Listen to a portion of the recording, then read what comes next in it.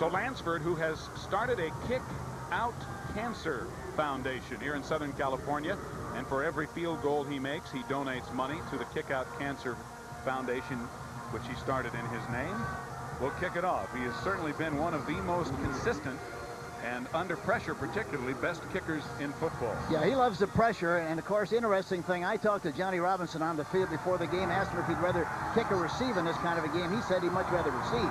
They're kicking now, however. Keith Jones at the 10. Across the 25 and hauled down at about the 27 or 28. The tackle made by Pat Carter, number 88, the backup tight end. So the Falcons 1st and 10 with pretty good field position. They have averaged 19.5 points per game on offense. And Chris Miller, who did not play last week, coming back from bruised ribs, will start the game. He has completed 62% of his passes.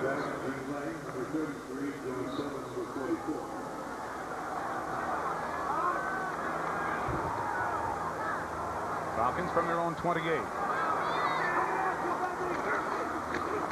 Gene Lang hit as he gets to the line of scrimmage. Settle and Lang are the running backs, and Lang stopped for no gain. Mike Ken, Clayton Dukes at center, Bill Fralick, the All-Pro, Houston Hoover, who's played the entire year with a knee injury, and Ron Heller back after a couple of weeks off, starting at tight end. Lang and Settle with Sean Collins and Michael Haynes, both out of Northern Arizona. Collins, the rookie. Bailey and Dixon will be in there on 3rd down and or long yardage. So it is 2nd down and 10. This is what they didn't want to be in. They don't want to be in 2nd and 3rd and long yardage. Gene Lang going in motion and Miller to throw. Collins can't hold on. Almost an acrobatic reception over Leroy Irvin, who is also returning this week. But it's going to be 3rd down and 10 for Atlanta. Here's the defensive front. Now this is the Ram defense, not the Eagle with just 2 down linemen. This is their normal 3-4 with Reed right on the nose and Sean Miller. Then the 4 linebackers, Greeno and Stams and Wiltshire. Frank Stams, the rookie from Notre Dame. Gray, Irvin is back. Vince Newsom and Michael Stewart, the safeties, with Darrell Henley and Clifford Hicks, the nickel and dime package for Los Angeles. 3rd down and 10. Atlanta still at their own 28. Sean Collins coming to the near side. Lots of time. Complete to Collins, but short of the 1st down. He's going to be very close. He's at the 37 or 38. It will depend on where they spot the ball. Mike Wiltshire, number 54, on the tackle. One thing very obvious on the first 2 passes that he threw, he had plenty of time to throw the ball, and the pass protection was excellent. And that's what they have to have. You know, he completed 75% of his passes in the last game against the Rams on 1st and 10. Wound up throwing for 299 yards in the season opener in Atlanta, and you can see that the Falcons are just a tad short.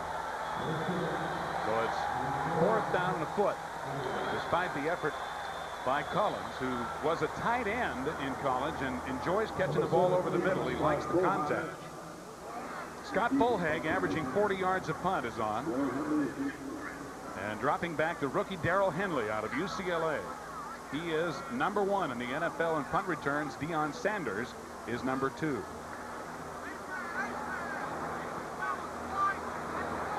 Henley standing at about his own 22.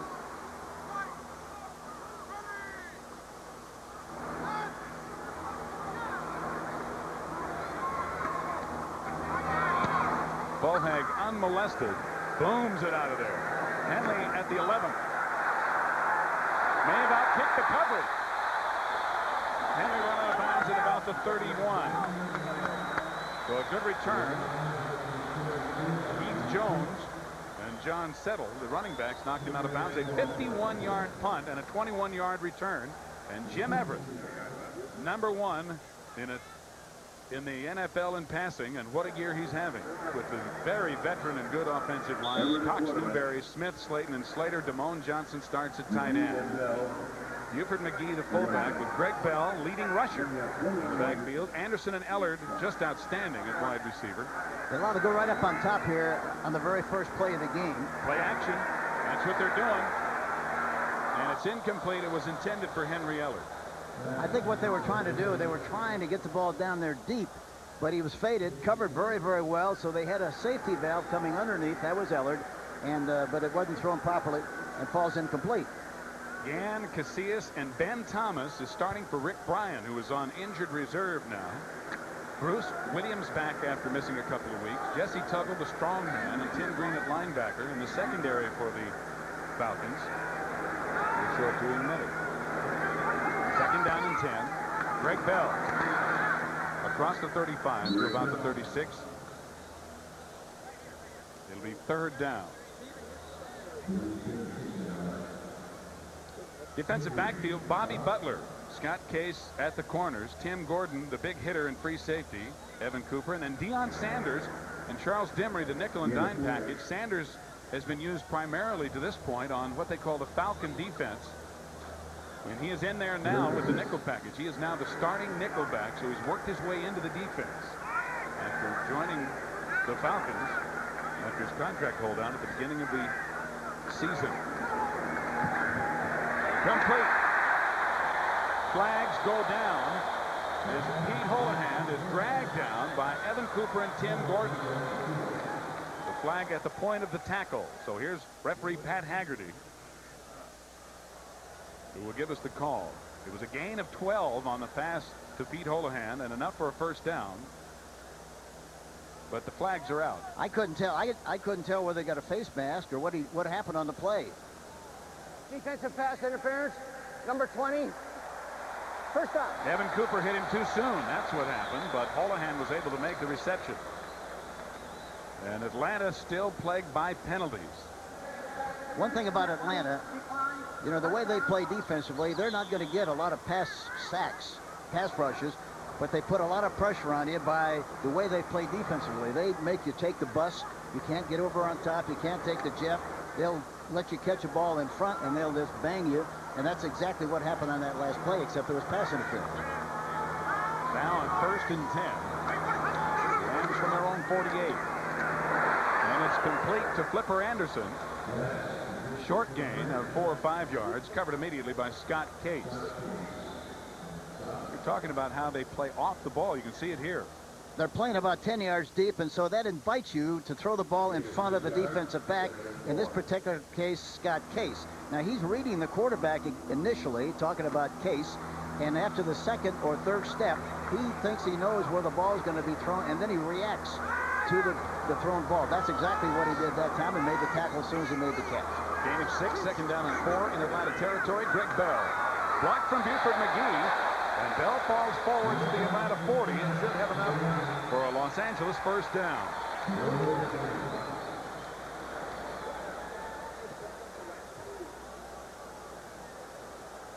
Well, here's what we talked about. Another penalty for Atlanta. They have really hurt themselves, Henry. In talking to Marion Campbell last night, he was telling us that the mistakes have really killed them. Well, that's why they're not 3-1, and they're 1-3 instead.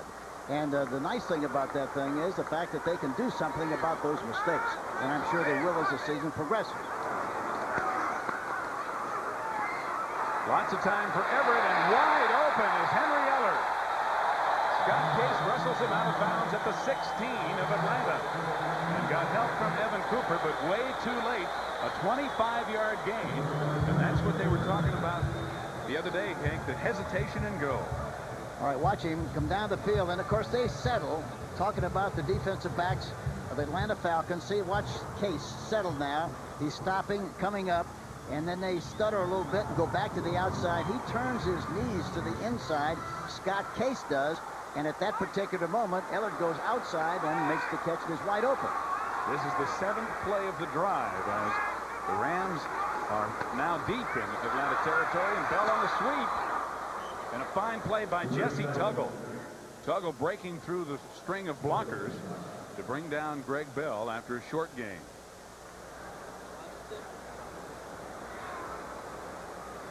There is J.R. John Robinson, the longest now head coach, longest in service of any Rams head coach, 7th year. He's done a great job with the Rams, which is obvious by his record, but he's got a great rapport with his people. He's a terrific motivator, got a great understanding of what has to be done to win, and he's been able to express that overall philosophy to this team very well. 2nd down and 9 after the gain of 1. A play action pass. Touchdown, Los Angeles, Pete Holohan.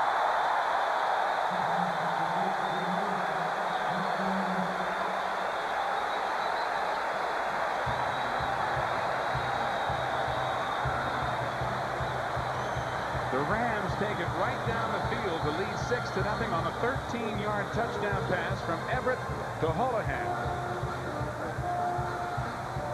They made it look easy.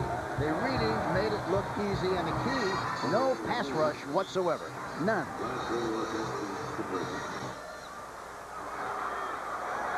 Lansford on to attack the extra point. It is Holohan who holds, and McDonald, the snapper, one of the best. They are an automatic team, and it's 7-0 Los Angeles here in the first quarter.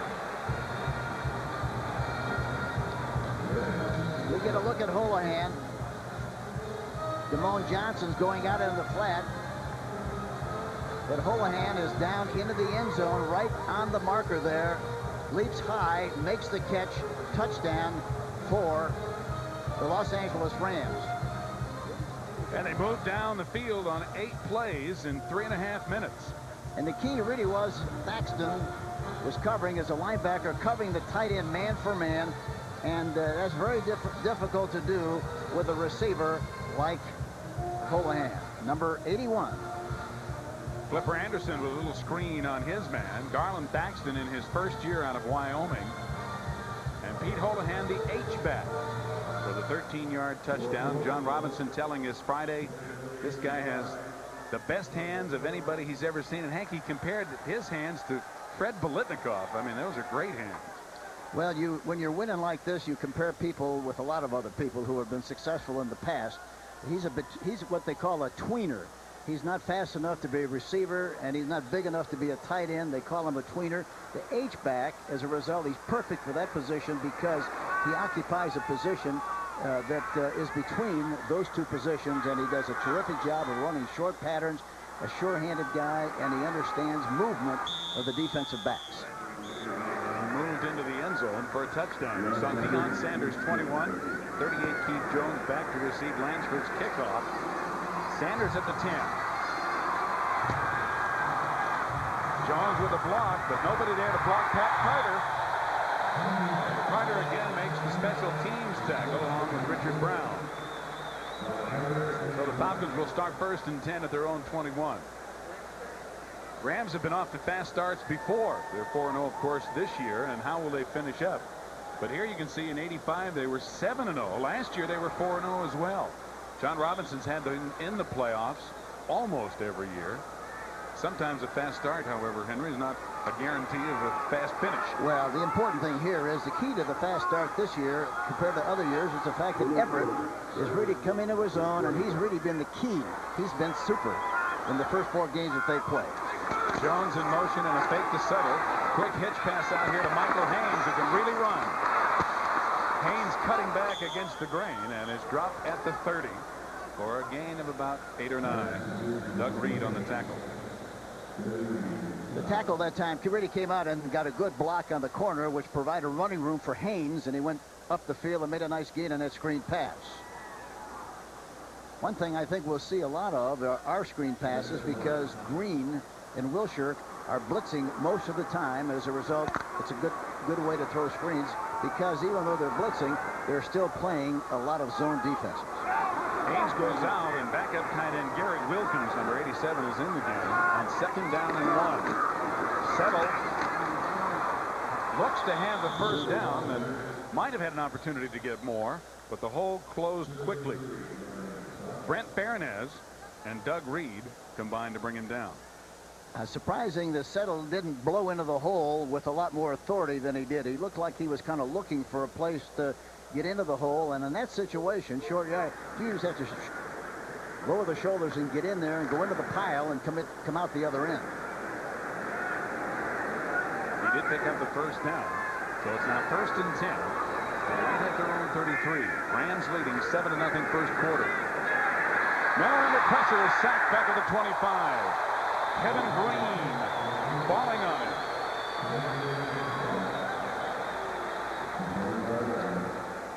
The key there was the back was supposed to block Green, number 91.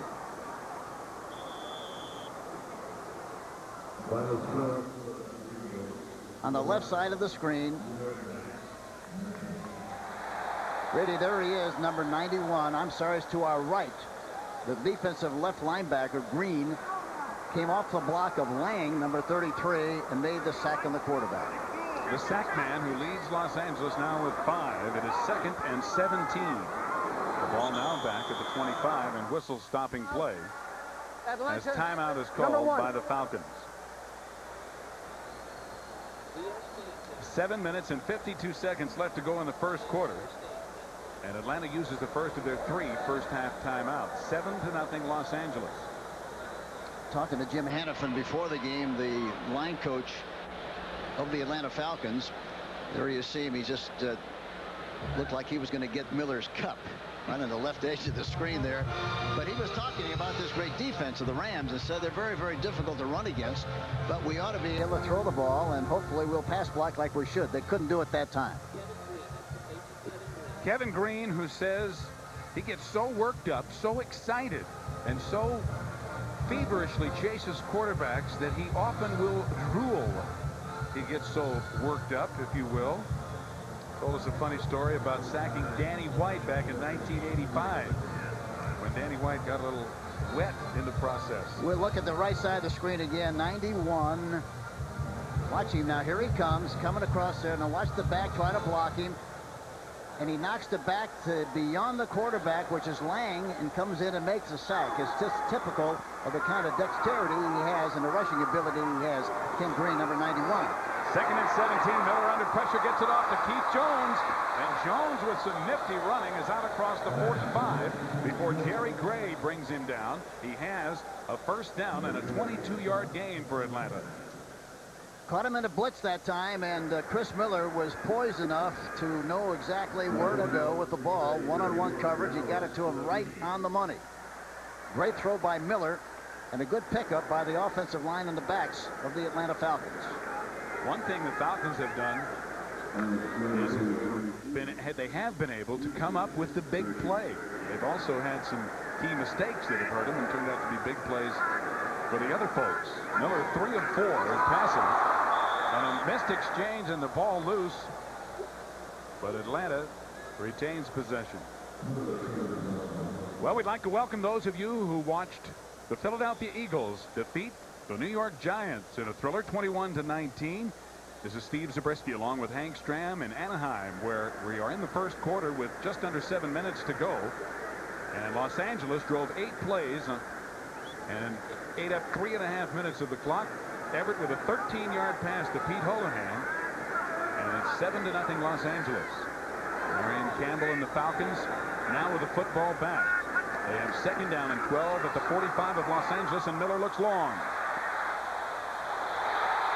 Who's got it? Somebody's got it.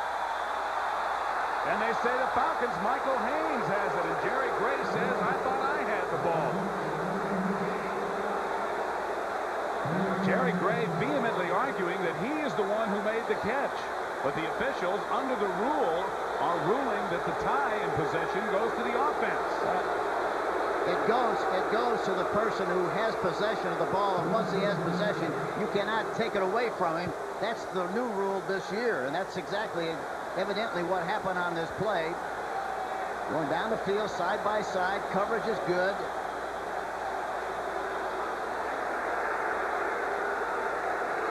I'll tell you what, initially I thought Jerry Gray had more of the ball, but right here I think it's a good call. Yeah, I don't think there's any question about the fact that the offensive guy, Haynes, had possession and he tried to take it away in the process. The new rule says that the first man who has possession is going to maintain the rule, and that's what they call on the play. We get a closer look at it here. The coverage is very, very good.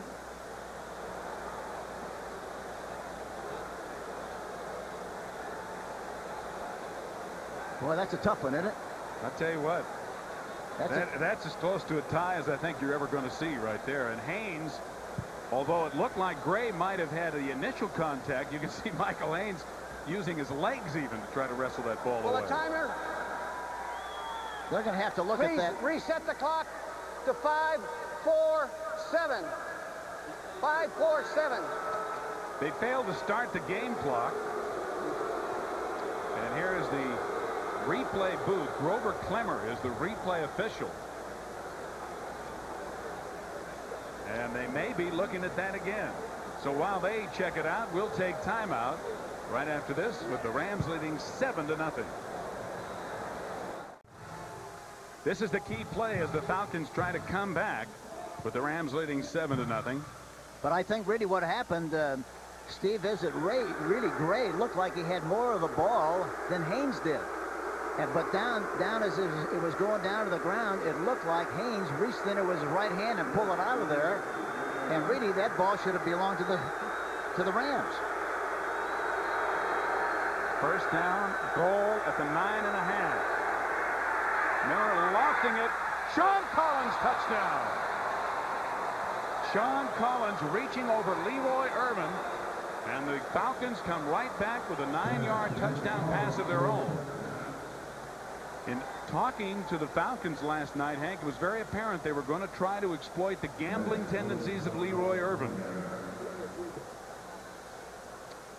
Now watch Irwin, the right cornerback, and watch Collins in the slot, makes an outside move, and the ball is thrown a little bit behind, but he reached right over the top of Irvin and made a spectacular catch, a great catch by Sean Collins. Miller holds for Paul McFadden, who boots it right on through there, and with 5:42 left to go in the first quarter, each team with an impressive drive, and the game is tied at 7.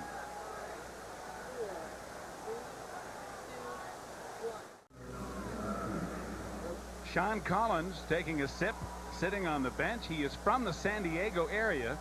He's got about 35 people here to see him play. And only had to buy 15 tickets.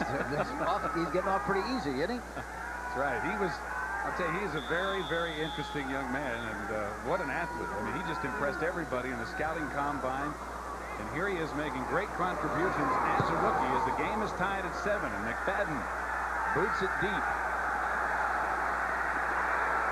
Ron Brown tripped up as he crosses the 25 by James Primus. A 7-play, 79-yard drive culminating in a 9-yard pass from Miller to Sean Collins. And in doing it, Atlanta used up 4:17 on the clock. One of the key things, they want to keep the ball away from Los Angeles. Collins that time was in the slot on the left side, and he made an outside move, but the amazing thing was how high he jumped above Irvin, who is a great athlete, way above his shoulders, and made a spectacular catch, brought it in with his left hand and put it away for the touchdown. So now Everett and company have the ball back, 1st and 10 at their own 29. Greg Bell breaks one tackle. Finally dragged down by Tim Gordon, who got an ankle and wouldn't let go, but it's a big first down gain for Bell and the Rams as he's out near the 38. And this is another key, Hank. First down rushing yardage. You know, the great thing about that run that time was the fact that Bell had his shoulders square to the line of scrimmage. Somebody tried to grab him with an arm. He ran right through the arm because his shoulders were square and he was going up the field instead of going sideways. You might have seen Tampa Bay in a high-scoring affair over the Chicago Bears. 2nd down and 1. Bell again, first down. Greg Bell. Out to the 41. The ball came loose, but the whistle apparently had blown it dead, and Los Angeles retains possession. Tony Casillas and Tim Green on the tackle. It'll be first down, Los Angeles. Another shocker. Look at this, 23-13, New England over Houston. Chicago 35. Another late game, no score. Washington now leading Phoenix early. We'll keep you up to date all afternoon on what else is happening in the NFL. Cincinnati 26, Pittsburgh 16. First down Rams at their own 41. 4 minutes to go in the first quarter, and Everett calling timeout as he has some uncertainty and looking over the Atlanta defense. So at 4:07 left to go in the first, it is tied. Atlanta 7, Los Angeles 7.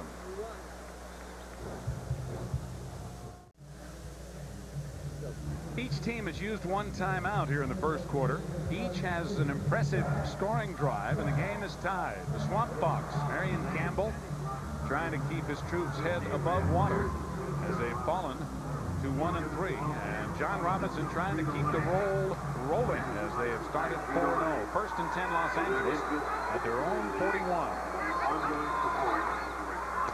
Everett with good protection. Over the middle and complete to a wide open Henry Ellard. Ellard finally hammered down at the Atlanta 36. And the #1 hookup is only getting better. He had all time, Henry, to throw that ball. Well, the key always, you got to start with the offensive line and the backs as far as protection is concerned. Look at the protection. They got a 4-man rush.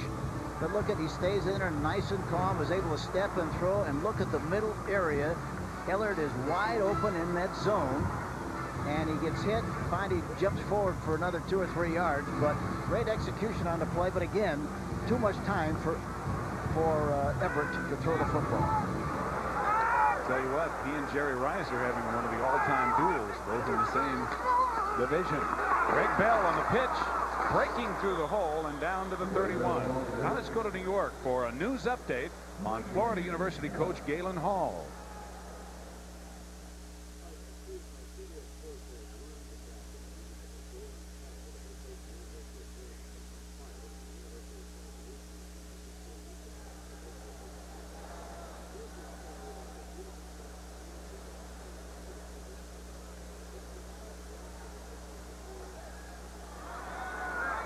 Thanks, Brent. That investigation has been ongoing for some time, so apparently it's coming to a head, not in the favor of Galen Hall. And I wouldn't be a bit surprised to see Steve Spurrier become the head coach. Just tipped away by Charles Henry, or Evan Cooper it was, at the last minute. What a play by Cooper, or it was another Los Angeles touchdown as Henry Ellard had Cooper beat.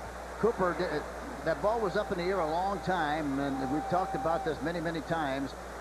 The defensive back can cover a lot of ground once that ball is in the air, and it was just a little bit short. Had it been a little longer, it had gone over the top for the touchdown, except Cooper got his hand up and deflected the ball, and it falls incomplete. Really a great play, recovery play by Evan Cooper, number 20. Evan already with 2 interceptions this year in his 5th year out of Michigan. Ron Brown and Aaron Cox are in 4 wide receivers for Los Angeles on 3rd down and 6. Everett in and out of the hands of Aaron Cox, who was hit immediately by Albert Shelley, the safety. 2:26 left to go in the quarter, and it'll now be 4th and 6. The ball at the 31, and Lansford's going to try a lengthy field goal. You know, talking to Dick Corey, who works with the quarterbacks and has done such a great job here, he said the big difference this year in Everett compared to the past is the fact that he's able to look off his #1 receiver back to number 2 and number 3 and find the secondary and 3rd receivers, which is very, very important in this pass offense. Lansford, a 48-yard attempt out of Holohan's hold, and it is good. His longest of the year. His previous was 45 yards, and the Rams take a 10-7 lead with 2:22 to go in the first quarter.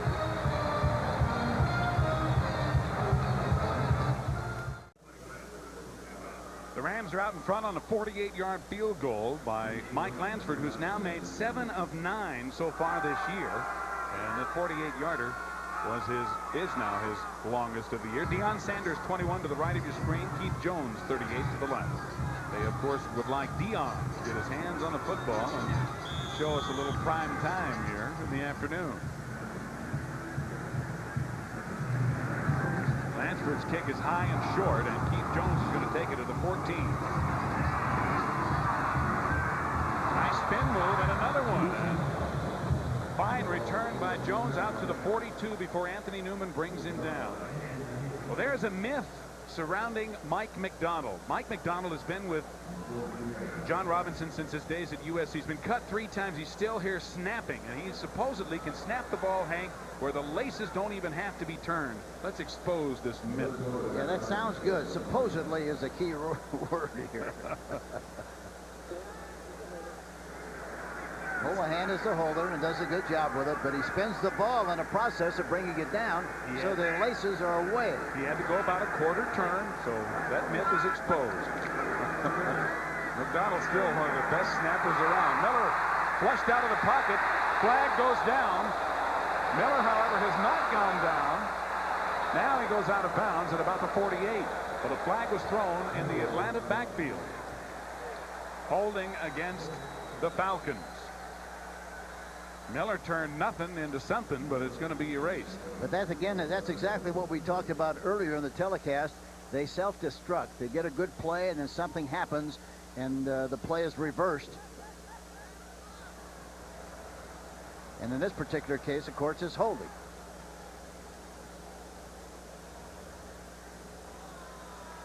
So the gain will be negated, and the 10-yard mark-off. Holding, number 80, offense.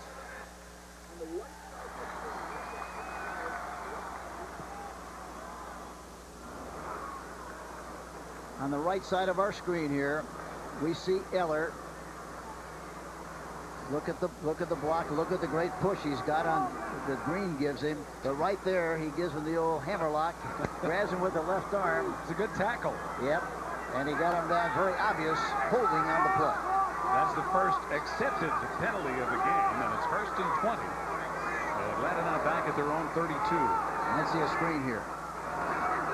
Settle on a delay. Good hold. And settle up to about the 44. So he got back the penalty and then some with a gain of 12 before Fred Strickland and Vince Newsom brought him down. That's a good call, because a screen or a draw, they had their basic alignment defensively, and they were so gapped because they're concerned about the pass. A lot of running room that time, and it picked up a nice gain. Those Eagles over the previously unbeaten Giants, and look at this. Tampa Bay, only 77 points scored in that game. It's amazing, isn't it? And the Bears are supposed to be such a great defensive team. And they have been that way in 4 games. Things are changing here in week 5. John Settle trying to get outside. Good play by Gray. Gary Gray just getting enough of John Settle to bring him down near the line of scrimmage.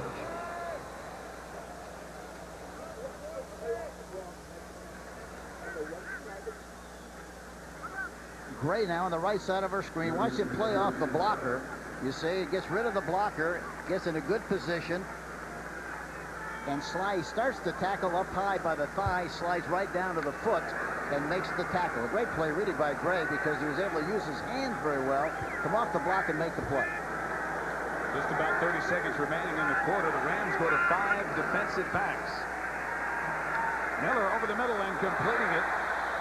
Keith Jones just across midfield. They're going to mark it near the 47 of Los Angeles. James Washington, who's been playing with a sore knee, brought him down, but another penalty flag is thrown. So the clock stops with 19. Unsportsmanlike conduct, number 37, defense. So James, with a little extracurricular activity, picks up the unsportsmanlike conduct that'll be tagged on as a dead ball foul to the gain by Jones. And that's a bad play, and something you don't see the Rams do very often. Now, that's one thing that John Robinson, even in college, was adamant about. He always had teams that were not heavily penalized, did not make a lot of mistakes. So the ball on the penalty and the gain is moved down to the 32 of Los Angeles, where it's 1st and 10 Atlanta. And ironically, you know, both teams come into the game with 25 and 26 penalties apiece. The Rams have been penalized more than normal. Gene Lang goes in motion. Miller with good protection, fires, intercepted by Leroy Irvin. And Ron Heller drags him down at about the 22. So they tried to exploit Leroy Irvin one time too often here. I think people feel they want to work on him because he takes a look into the backfield on occasions and is very aggressive defensively, because he wants to make a lot of interceptions. And here, this is exactly what he does. Slot formation. And Irwin is playing over the flanker on the outside. great anticipation. He goes into the area where the slot man was and comes up with the interception on the play. A terrific play by Leroy Irvin, number 47, who was really covering on the outside, anticipated the throw inside, got a jump, and made the interception. And John Robinson says, in spite of his gambling, he gives the secondary great stability. Greg Bell on first down. Penalty flag again as Bell falls forward near the 25 for a gain of perhaps 3 in the grasp of Tim Green, but it's going to come back. Pat Haggerty, one of the more senior officials in the National Football League. Holding, number 67, offense, still first down. So the ball will be moved back 10 yards, just inside the 12. That interception that Irvin got against Chris Miller was the first time Miller's been picked off in 122 consecutive passes. Is that strong for a young quarterback? Boy. It's terrific. Time runs out here at the end of the first quarter. So they'll change ends. And the Rams, on the strength of a 48-yard field goal by Mike Lansford, lead at the end of one period 10-7.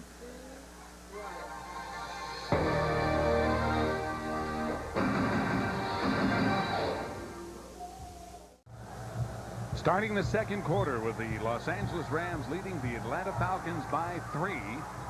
Los Angeles has a 1st and 10. The ball is at their 1st and 20, I should say, at their own 12. Everett, again, lots of time. Complete to Ellert. Henry looked like he went up a little too early, but somehow he stayed up until the ball got there, and Bobby Butler dropped him right away. What a year Henry Ellert is having, and it all goes together. Everett, Ellert, Anderson. It's just been outstanding. Watch this from behind the offense, and Casillas. Look at the job they do. Look at 3 people blocking the man on the nose of the center.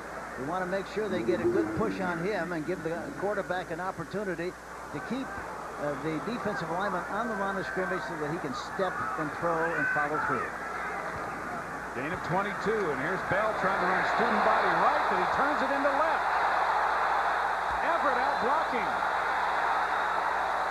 Bell finally wrestled out of bounds at the 36 of Atlanta by Garland Thaxton. A 29-yard improvised run. And you know, it's funny talking to Dick Corey before the game. He said that we're going to use student body right and left. We haven't used it much all year long. We've been running a stretch play that Cincinnati runs so efficiently. We're going to put in the old student body play this week. It wasn't the success of the play that time. It was the way Bell ran the play. Started to his right, and watch Everett out in front. Look at this block by Everett. It's a double dip job. He gets 2 people on the play. A great, great play by the quarterback, Jim Everett. 1st and 10. For Everett again, Bobby Butler almost picked it off. Butler diving and knocking the ball away, and it'll be 2nd down and 10, still at the Atlanta 37. That's why that alignment is deceptive. See, they do a terrific job of laying back there. They don't, when the receiver gets off the ball, the defensive back does not backpedal. He's already back there 10 yards. He's reading the quarterback. When that quarterback steps back 1, 2, 3, he jumps for the ball, and that's exactly what he does here. Look at the great play, Butler. He should have really made the interception. Bobby Butler told us last night, it's a great line. He said, I'd rather have a 5-yard penalty than give up a touchdown, which is part of playing that soft cushion defensive back position. Bell coming to the left, cutting it back up across the 35. Dragged down by Garland Thaxton, who's been in on quite a few tackles, playing basically because John Rady is injured. Their fine veteran linebacker. Bell now is 61 yards. Everett has over 100 yards passing now. We have 13:35 to go in the second quarter.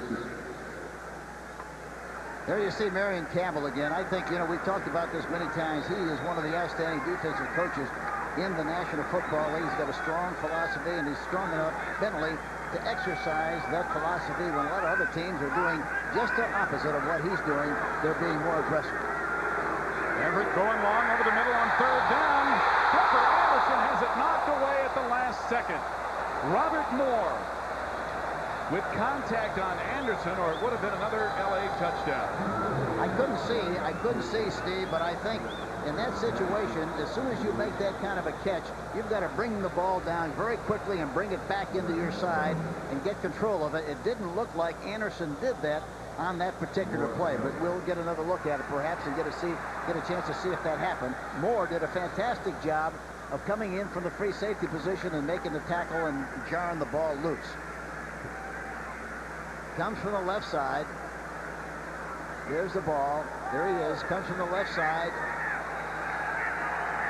Well, it looked like he could have had possession, and he could have brought the ball back quickly to the outside with a right arm, but he didn't do that, and as a result, the tackle was made and the ball was jarred loose.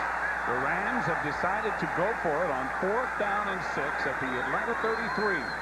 4 wide receivers in the game. Everett stepping up. Ellard with the catch inside the 10, 1st and goal.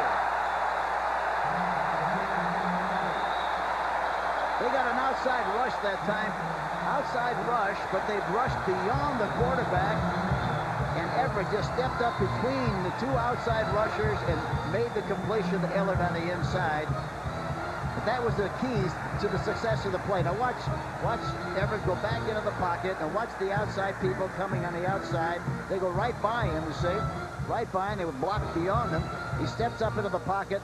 Ellard runs the seam pattern and makes the catch. And Albert Shelley is covering on the play, number 37. It's a 24-yard gain, and it brings up 1st and goal at the 9. The Rams already leading by 3. Bell looking for that hole. Turns upfield and gets a couple down near the 7 before Ben Thomas, in his 4th year out of Auburn, playing in place of the injured Rick Bryan, who's now on injured reserve, makes the stop. One thing going into the game, the Rams were very disappointed because last week, even though they won the game, they only ran for 37 yards. They came into this game with the hope and expectation that they would do a much better job of running, and they were going to try to establish that much better than they did a week ago. Bell comes out of the game. This is the 8th play of this drive, and remember, a 4th and 6, 24-yard pass to Henry Ellard not only kept the drive alive, but put the Rams inside the 10-yard line. And now timeout is called. Los Angeles, the Rams number 2. a little confused as to who was in the game and who was out. This is their 2nd time out of the 1st half, and it comes with 11:32 to play in the 2nd quarter. You know, so with the score, Los Angeles 10 and Atlanta 7. We'll be back in just a minute.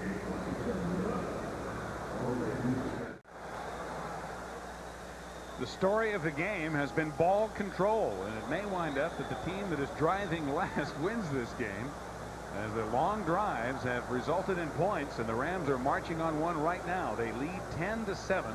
We have 11:32 to go in the 2nd quarter, and the Rams are knocking on the door. 2nd down and goal at the 7-yard line.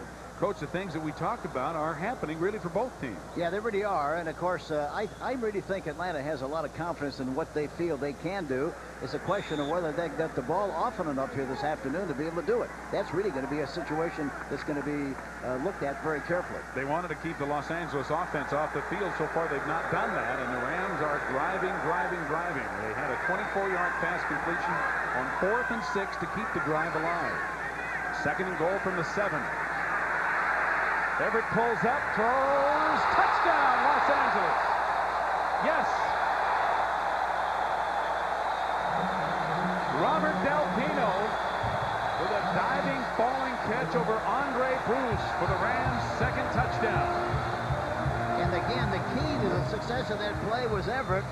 He had a triple wing formation, meaning they had 3 receivers on that right side. He rolled to the right with the expectation of getting man-for-man coverage and maybe getting some kind of a pick.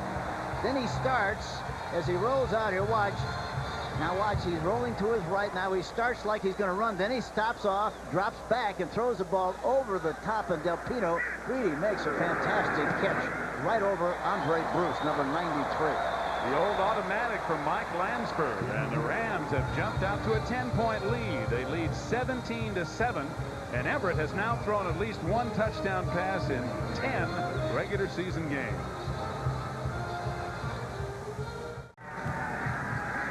Robert Del Pino was drafted by the Rams because of his pass-catching ability out of the backfield, and he culminates an 8-play, 78-yard drive in which the Rams used up 3:46 on the clock to take a 17-7 lead. Mike Lansford to kick it off, and again it's Deion Sanders on the left, and in front of him, Keith Jones. Sanders at the 8. Robert Del Pino who makes the tackle, along with Richard Brown. We'll take another look at the touchdown. Now watch Everett, and the key really, watch Andre Bruce has got Del Pino covered pretty well in the circle area, but watch what Everett does here. He takes a step like he's going to take off a run, which makes Andre Bruce hesitate just enough where Del Pino gets behind him. He throws the ball up on top, touchdown, Los Angeles Rams.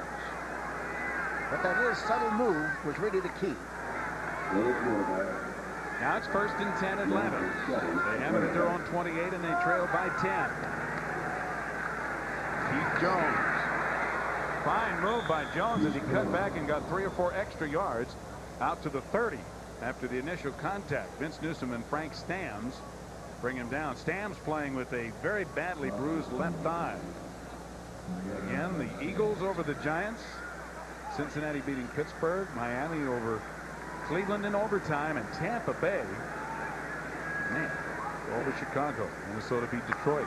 The league is very predictable. Green Bay over Dallas, and Cowboys woes continue. Indianapolis over Buffalo. A mile with sobriety. 2nd down. Miller gets it away, but behind the intended receiver, Ron Heller, the tight end. Michael Stewart, 23 on the coverage. More scores for you. Another great surprise. Look at New England, 23 over Houston. And a low-scoring game for the 49ers. Redskins leading Phoenix. Action underway in later games, and in Game 5, it could be the final game of the American League Championship Series. The Oakland A's, who could wrap it up, lead Toronto 1-0. In the 2nd inning, they lead 3 games to 1 in the ACLS. 5 defensive backs in for Los Angeles as Dimry and Henry it is coming to the game. Miller with just great athletic ability, lofting it for Stacey Bailey. Bailey makes the catch and is hammered by Jerry Gray, but holds on. You talk about a hit. He was really, that description was very good, Steve. Hammered. That's exactly what happened. A 37-yard gain, and Bailey may not be too sure where he is right now.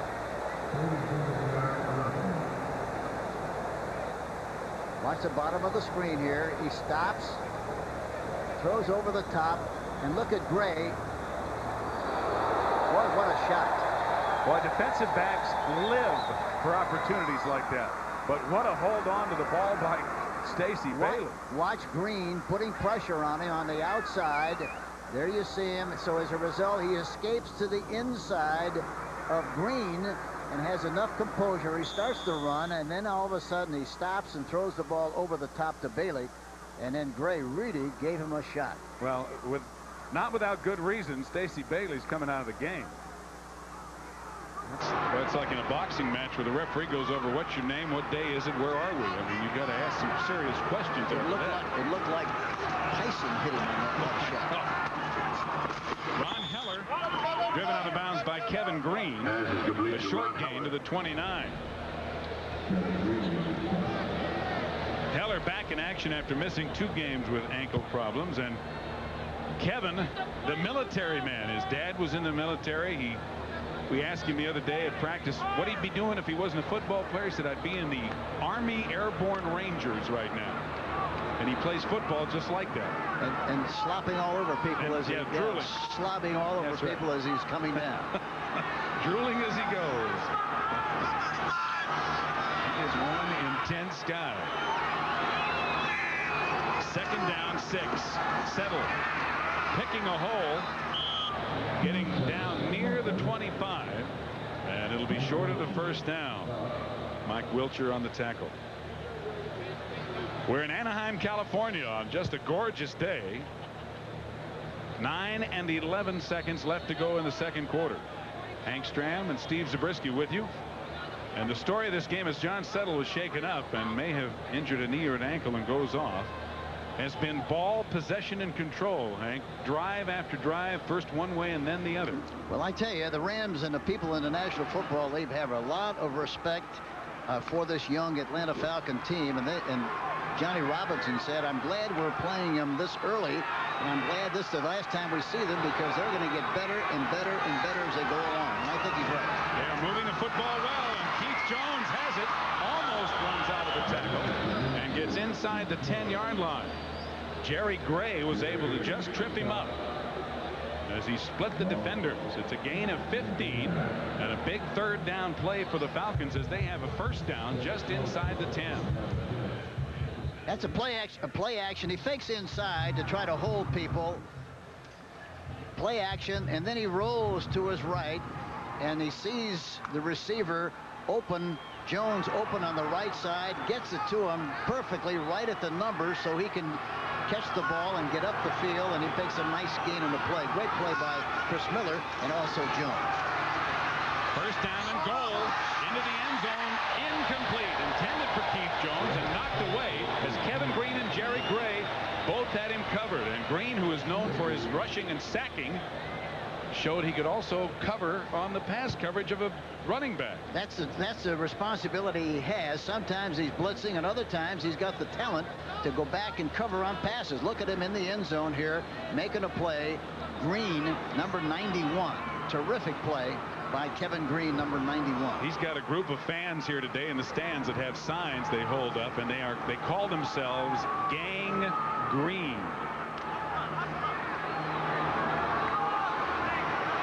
Play of the drive. Second and goal. Firing to Settle. Settle down to the 3. All down by Michael Stewart. And I think Atlanta's doing a good job of mixing up the personality of their offensive game plan in that he's not throwing from the pocket consistently. He's moving the pocket from side to side and kind of getting away, escaping from the inside pressure, and has been very efficient, very effective for them. You saw number 7, Hugh Millen, who played in place of Miller last week. Millen at 6'5" with the red hat on, signaling in the plays. And he gets the plays from Rod Dower, who was the head coach of the Indianapolis Colts for a few years, and I thought he did an excellent job. I think he's a terrific coach and has done a great job here with the offense. And you see from that graphic that the Falcons have done a good job when they get in close. It is third down and goal from the 3. Miller rolling again. He can run, but he won't make it. Down to the 1 is all. He should have made that decision a little quicker that time, Steve. He had a lot of room out in front. He hesitated just long enough before he decided to take off and run. Had he just gone in, made that decision right off the bat, he'd have probably gone in for the touchdown. See the rush on the outside, and look at all the room. The crucial part of this play was the fact that he didn't make a decision quickly enough to take it in that big gap and get in there for the touchdown. He waited a long time and then finally made the decision. It was too late. As has been said, if you think long, you think wrong. And now it's 4th and goal at the 1. Who said that? Whoever said that? I said that just now. Didn't you hear me? Well, now Atlanta comes up to the line and somebody calls timeout.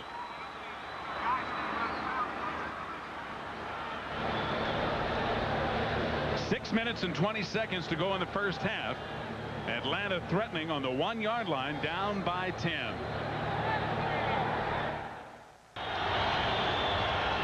Los Angeles owner Georgia Frontiere, whose habit it is to spend her Sunday afternoons on the sidelines here in Los Angeles, watching her Rams lead by 10 here in the second quarter, but it is 4th and goal at the 1-yard line for Atlanta, and they have some eligible linemen in there, 73 and 65.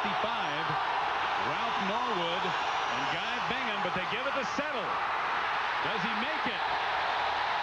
No indication from the officials. He stopped short, and the Rams are going to take over on down. Doug Reed, number 93, led the defensive charge.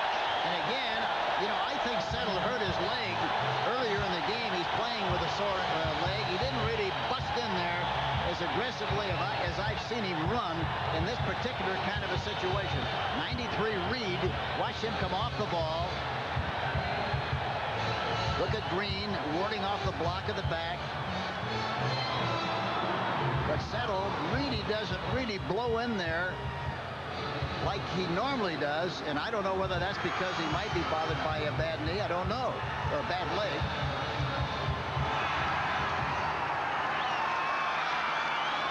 Campbell, a defensive specialist, saw his offense do well, but the Los Angeles defense holds, and they have the 1st and 10 at their own 1-foot line. Bell trying to punch it out. Got maybe a yard. Jesse Tuggle and Garland Thaxton made the tackle. Well, that was a brutal play because of the fact that, you know, they had such a great march, and to get that close and not be able to make the touchdown takes a lot out of a young football team. But again, a lot of times a young football team will recover from it a lot better than an older one. Well, what do you think, Hank, about the decision not to kick the field goal and go for it on 4th down? No, I don't. It was close enough. I'd have done the same thing. I'd have gone for the touchdown. I wouldn't question that part of it at all. 2nd down. Good fake by Everett. Complete to Ellard at the 20. The race is on, and Deion Sanders is going to win that race. But the gain is out across the 25. And Henry Ellard and Everett hook up once again. It looked like Gordon was back there. It was a zone. But the key to the play really was the fake. Watch the fake. Watch the good fake. The back goes right through that bell. It holds the linebackers enough where they take a whiff of the fake. Look at all the time he's got to throw the ball from his own end zone. All the time in the world in that zone. He hooks up in the zone, and of course, once he catches the ball, he's a terrific runner. Great execution, and a terrific call by Zampese, who calls the plays from the press box. Ellitt's caught 5 for 121 yards, and he catches another one. Was he inbounds? Yes. An argument from Evan Cooper, the strong safety, who felt he was not inbounds. Deion Sanders bumped him out. Here's the cushion again. Look at the defensive back. Butler is about 9 yards off. Watch Ellard. Watch the back off. He goes right at him. Butler is still in his back pedal. He turns his knees to the inside just enough where he cannot make the outside move on Ellard and make the play. And both feet were inbounds after possession. So a fine catch by Ellard and a good call by the officials. Robert Del Pino running hard and into Atlanta territory. Down near the 48 before he's knocked down by Garland, Thaxton, and Evan Cooper. Very few times do they ever run the fullback, and that time they faked a pitch and gave it to the fullback. I think everybody was so surprised that he popped through there and nobody touched him. Robert Del Pino in his 2nd year out of the University of Missouri. Tony Casillas is injured for Atlanta. It appears to be a leg or ankle injury of some kind. And Casillas, who has played extremely well, he is the leading tackler coming into this game for the Falcons, and that's very unusual for a nose tackle. He's playing over one of the best in 56, Doug Smith, the center for Los Angeles. We'll see what happens here in just a minute. 56, Doug Smith blocking Casillas. Look how high Casillas is coming off the ball. Oh, he looks like yeah, it was a leg whip on the part of Doug Smith, and he got him from the side, and I think that's what created the problem. Sometimes those offensive linemen will roll up on the back of the leg of the defensive lineman in that leg whip technique, and that's what appeared to happen to Tony Casillas, who is leaving the game. It really happens when a guy starts to lose the block, and he'll do anything he possibly can to get him down some way, and they whip the legs, and that's exactly what happened on that last play as Casillas was hit from the side. Marion Campbell not too thrilled with that, as Casillas, as the leading tackler, has really been the mainstay in there. Tony Bowick, number 70, comes into the game, a rookie out of Tennessee Chattanooga, to replace Casillas at nose tackle. Maybe Tony should see his wife, who's in her second year of residency at Emory Medical School in Atlanta, learning to be a physician. Del Pino again. Sanders finally runs him out of bounds. Robert Del Pino. And again, the surprise of that fullback in a quick hitting play, a 29-yard gain. Watch, we get a replay of it from the back, right behind the office. Look at the room right up the middle. Watch the gaps in there, and look at Smith. Now watch what he does. He's trying to take the nose man to the right, and the defensive guy is going with him. He keeps pushing him in the same direction, which creates a big cavity. He goes into the hole, bounces off a would-be tackler, bounces to the outside, and scampers for a big gain and a first down on the play. But a good block there by Doug Smith. The Rams now have 276 yards in offense already on first down. Cleveland Gary, a penalty flag is thrown as Gary gets down to the 2. It's Sanders again on the tackle, but the flag was thrown about the line of scrimmage, and it's going to be holding against Los Angeles. So the rookie Cleveland Gary out of the University of Miami rips off a big one to no avail. And he's going to be terrific. He hasn't played much so far, but he's going to be a great back. Number 56, still first down. Well, it's Doug Smith. And Debbie, his wife, who critiques him after every game, will give him a little shot about holding on that nice run. Now, he told us on Friday that his wife, Debbie, who comes to the game here and uses binoculars and watches him, knows as much about line play as anybody. And she's almost like a secondary coach to him. And he says that her critique, you can see her in the middle of the screen with the long blonde hair and the binoculars. That's Debbie Smith. And she might be saying there right now, he held on that play. He held on the play. Well, he didn't get called for holding against Casillas, but the rookie comes in and he gets a holding call. Everett going to be hauled down, and the sack by Tim Green, who reached around the blocker and got a hand on Everett to keep him from getting away. And that's the first sack of Jim Everett today. In the back, it looked like he gave too much ground on the play and got pushed into the path of Everett. Green did a great job of coming up the field and putting pressure on Everett, and finally made the tackle, or made the sack. Apparently, Greg Bell has strained his left hamstring. It's uncertain whether or not he will return to the game. But Greg Bell of the Rams, slightly injured, and so Cleveland Gary is in for him at tailback. Second down and 29. Gary straight ahead inside the 35 to about the 33. Mike Gann and Robert Moore on the stop for Atlanta. Cleveland Gary at 6 feet 225 pounds is the kind of back that John Robinson calls potentially the man. There are certain guys of size and strength that can't play the kind of position that John Robinson wants at tailback. And I think Robinson had a great line. We were talking to him, Coach. He said, the passing game is a test of skill, but the running game is a test of will. And he really appreciates the running game. Lots of time for Everett. Juggling catch by Ellard. It's complete inside the 20 at the 18. No. One official says yes. The other says no. And they are in absolute diametrically opposed viewpoints. He didn't think he had possession, I don't think. He's got to have both feet in bounds. He's got to have control of the ball, and it looks like he did not have control of the ball. It's hard to tell. We'll take a look at it again.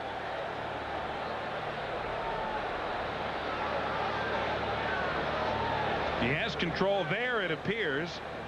All right, the rule, it has been ruled as a catch. Yeah, he bobbled it, but on the way down, he still had possession of it. He bobbled it initially, and I think that's what he saw. But on the way down, he definitely had control of the ball, and it was a completed forward pass. Well, it was a gain of 15, not enough for a first down, so the field goal unit is on, as the ball will be spotted at the 18 of Atlanta, and Lansford, who's now hit 7 of 9, will attempt another one.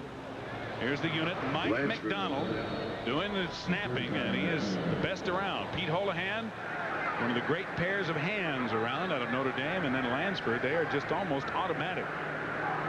It'll be about a 35-yard attempt. I think they are reviewing the catch by Eller, on which there was a disagreement between two of the officials. Well, it's easy to understand why there was a disagreement if he just saw the beginning of that catch, because he did not have possession of it. But before he got out of bounds, he did look like he had possession of the ball, which means it should be ruled as a completed forward pass. Well, Bob Baker, the line judge, is the one who felt that it was a reception. So Grover Clemmer looked at it as ruled. And Grover Clemmer agreed with Bob Baker, the line judge, that it was in fact a catch. And here we see it again. See it right there. He doesn't have control of it, but he finally gets it. And before he steps out of bounds, he definitely has control of the ball. No question about it. And he just stubbed his toe a little bit to be sure that both feet came down in bounds when he did have control. So from just outside the 25, a 35-yard field goal attempt. And Lansford splits him as usual. 2 minutes, 10 seconds left to go in the first half. Lansford has kicked 2, and the Rams now lead the Falcons 20-7.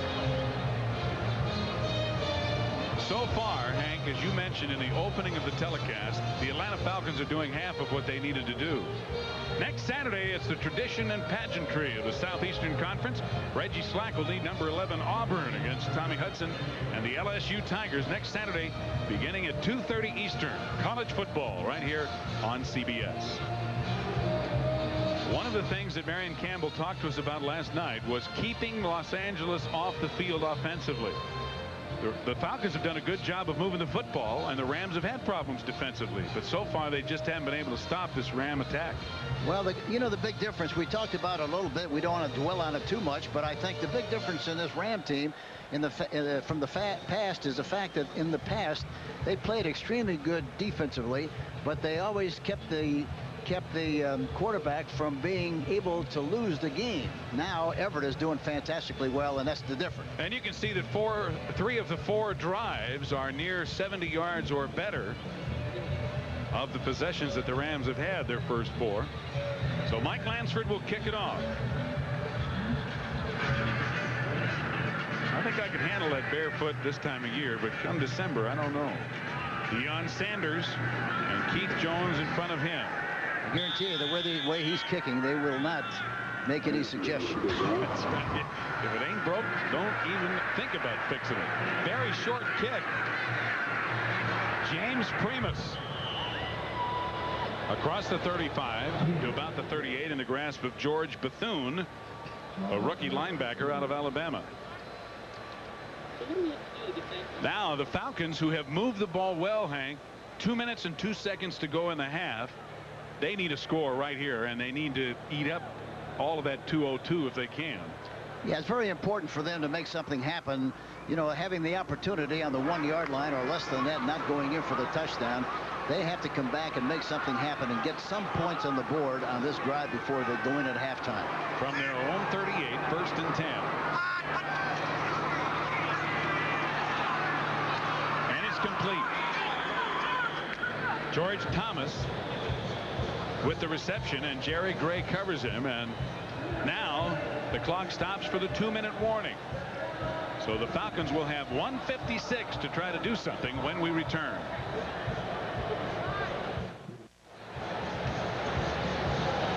The story of the game so far, the Rams defense, which has given up an average of 378 yards per game, not giving up the points, while the frustration for Atlanta continues, each team with 1 timeout remaining. For the Falcons here on the West Coast, it may be same old song, 22nd verse, as they have had terrific problems scoring points whenever they come west. They are down 20-7 with 1:56 to go in the half. I don't think anybody on that team is singing that song, Steve. I think that, they feel again that if they have an opportunity to get the ball, they'll move the ball. They just haven't had it enough.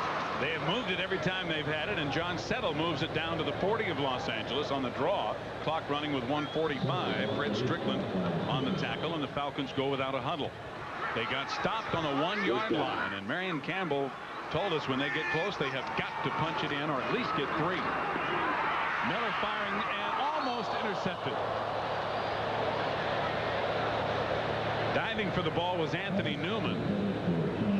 And the clock stops with 1:32 left in the half. But that time Green got a good push that time and made Chris Miller throw the ball before he actually wanted to. And there is a penalty flag thrown in the Atlanta backfield. And it appears as if it's going to be against the Falcons as they are walking back. Whenever that happens, holding is the #1 suspect. And I can't understand why, with Green rushing as hard as he's rushing, why they don't run more screens on him to that side, especially because they're playing a lot of zone even though he's rushing.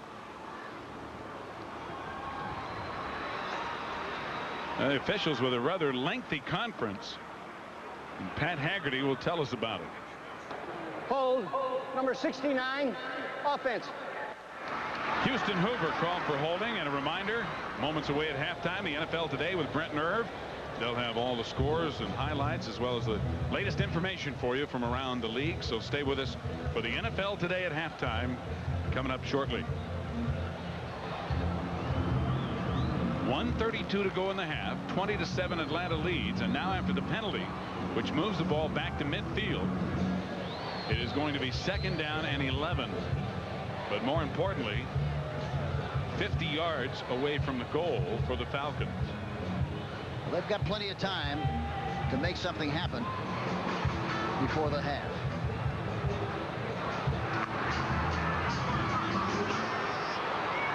Clock will restart on the snap.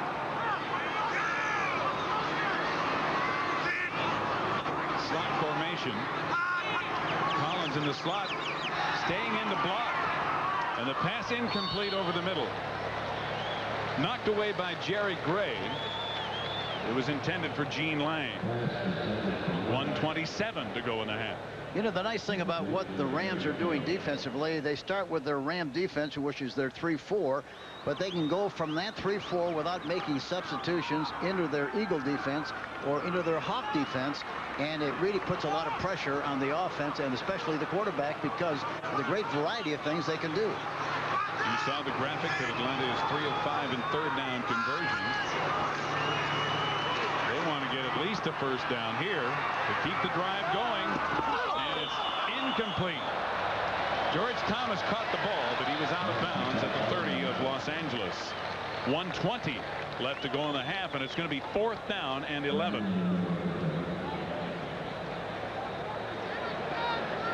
That time Green got a little taste of the double team. They put him in a vice on that last play. Didn't have much of a chance to put pressure on the quarterback. Scott Fulhag, who boomed one 52 yards. And back deep is Leroy Urban, number 47, and number 20, Darrell Henley, the #1 punt returner in the NFL so far.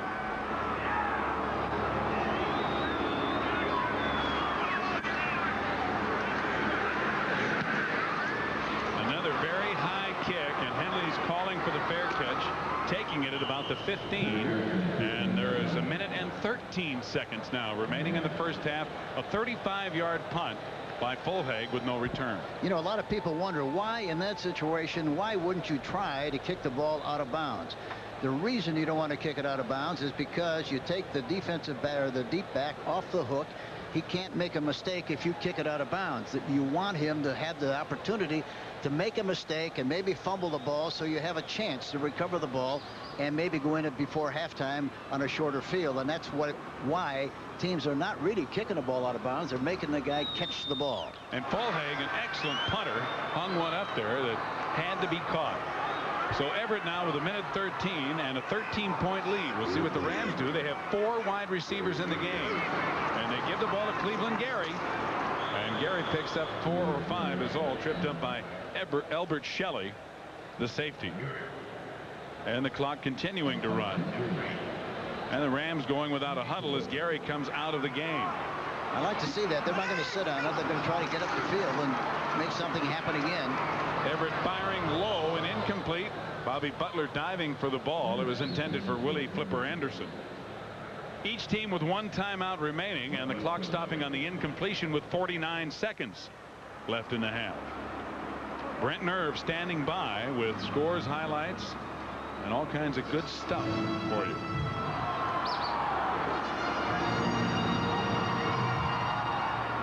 Robinson says the key to his team remaining undefeated is to make the offense more efficient week after week. They've been pretty efficient here in the first half. They are, however, only 1 of 4 on third down conversions. Gaston Green, short of the first down by about a yard. He gets to the 25.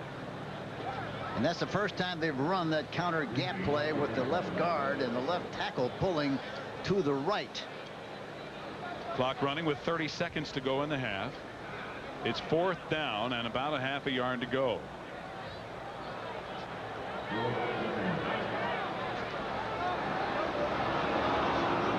And I think it looks as if the Rams are going to let it run out. Yep. There's 1 second difference between the 30-second clock and the game clock, so they can't get a penalty, as the game clock will run out 1 second before the 30-second clock expires. And that is the end of the first half, with the Los Angeles Rams leading the Atlanta Falcons 20-7. CBS Sports coverage of the National Football League is sponsored by the new Schick Slim Twin Razor System. It reaches every place on every face. U.S. Navy, you are tomorrow. You are the Navy. And by General Motors, the mark of excellence.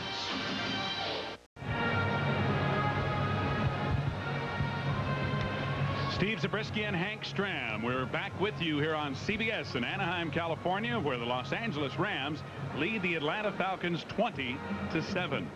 And the Atlanta Falcons are doing exactly the same thing, Hank, unfortunately for them, that has made them 1-3 instead of 3-1. They're playing well, they're moving the ball, but in crucial situations they either don't get the job done, they get a penalty, a mistake. They really are preventing themselves from having success. Well, what you say is true, but that's ancient history. In the second half, they can't afford to play I told you so is same old thing offense, or same old game again, and relate to the past of what they've done here. They've got to be able to forget what happened in this first half, because they still are very much in the game. They're 2 plays out of getting back in the game. They have to realize that, and they just have to eliminate the mistakes and take advantage of the opportunities when they get a chance to. They are moving the ball very, very well. They just have stopped themselves, and they should have made the touchdown. I didn't think the Settle really slammed it in there as tough as he should have on the opportunity to make the touchdown in this situation. It was 4th down and goal, and they gave the ball to Settle. They were just inside the 1-yard line, and he didn't make it. And granted, there wasn't a great push, but, you know, in that situation, somehow, some way, you have to go into the pile and come out the other end, and that didn't happen on that goal line play. And you've got to give credit to the Rams defense, because they certainly got a lot of people there. Chris Miller came in and complained to the line judge that he thought Settle did get the ball across the goal line. But he didn't, and the Rams lead 20-7. CBS Sports coverage of the NFL will continue after this message and a word from your local station. CBS Sports coverage of the National Football League is sponsored by Coors Light. Pure brewed in the Rockies, the Silver Bullet won't slow you down. It's the right beer now. Today's Duracell, the copper top battery. And by Ford and your Ford dealer. Have you driven a Ford lately?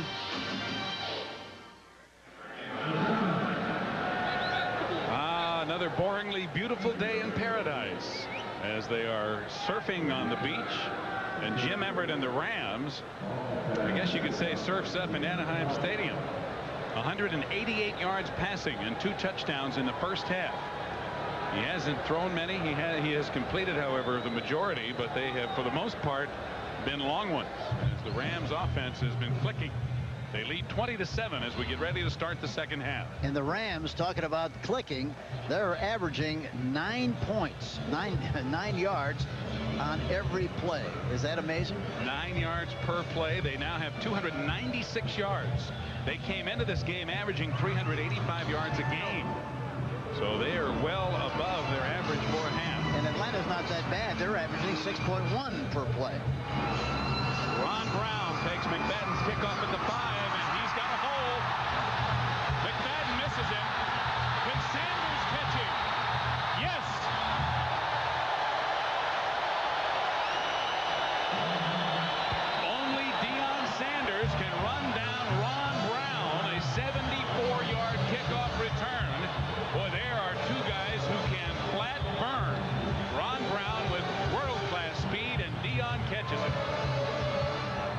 you see Brown. There's a big hole right by the numbers. Makes a good block out in front. Somebody got in front of the defensive back. Del Pino did, I think. And finally, Sanders catches him from the side and knocks him out of bounds. Just when the Falcons were going to try to play some tough defense and get back into this game, a 74-yard return gives the Rams a 1st and 10 at the Atlanta 21. Cleveland Gary cutting it back. Jesse Tuggle got him around the ankle and wouldn't let go. But Gary gains 3 or 4 down near the 17. Ron Brown, 74-yard return. And there's Jesse, who is called by Marion Campbell and others on the team the Body. He bench presses about 500 pounds. If he ever learns how to play the game with Marion Campbell, he'll be doubly dangerous. He's only in his 3rd year and he just hits people. And he's getting better and better all the time. Jesse the Body Tuggle instead of Ventura. 2nd down and 6. Over the middle and complete. Damone Johnson, the tight end, tripped up by Bobby Butler and Garland Thaxton. But it's a 1st down, and it's going to be 1st and goal for the Rams. There was a great illustration of Everett going off the #1 receiver. He was trying to throw outside and came right back inside to Damone Johnson and got the ball to him and got it right close to the goal line. Pete Holohan comes out of the game, and Willie Anderson, Clipper, comes into the game. 1st down and goal at the 7. Rams big offensive front. Gaston Green inside the 5. Mike Gann on the tackle.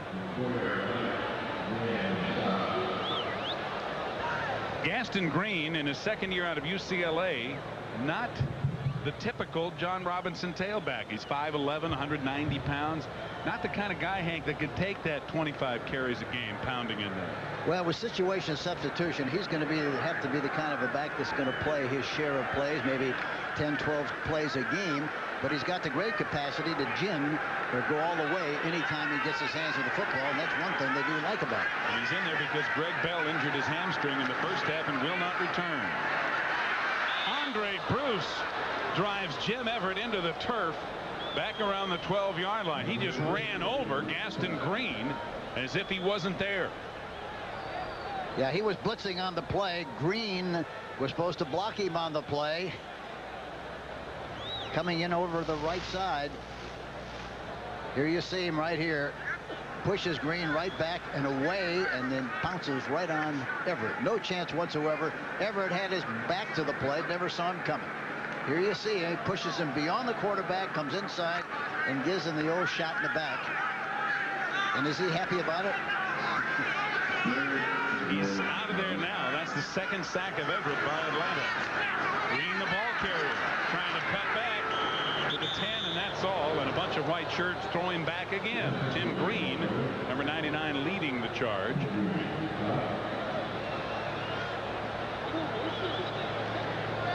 Falcons know they have to stop the Rams right here. We're just underway in the 3rd quarter, and Los Angeles already leads 20-7. And after the 74-yard kickoff return to start the half by Ron Brown, the pressure goes immediately to Marion Campbell's defense. So a 27-yard field goal attempt by Lansford out of Holohan's hole. He's already made 2. And this one is a piece of cake. The chip shot, and it's 23-7 Los Angeles. 11 minutes and 20 seconds left to go in the 3rd quarter. We'll return to Anaheim in just a minute. The Rams up 23-7, and perhaps along that bench there may be some thoughts of the Green Bay game earlier this year when Los Angeles had a big lead, only to see the Packers, who were making a habit of it, come storming back in the 2nd half and give them a scare as Los Angeles held on, and they of course remain unbeaten here going into this game. Mike Lansford will kick it off. He's been busy. Deion Sanders is the deepest with Keith Jones up at the 10. 2 rookies, 2 good ones for Atlanta.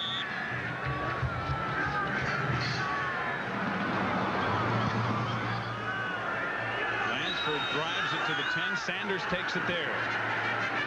Hammered by his own man. He ran right into the back of number 95, Michael Reed, and went down like he was shot with a gun. All the Rams had to do was cover him. So Sanders didn't get a chance to do his thing here.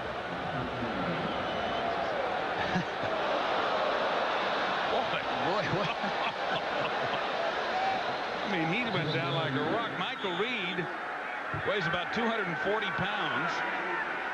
That's not a whole lot, but it's a whole lot more than Sanders weighs.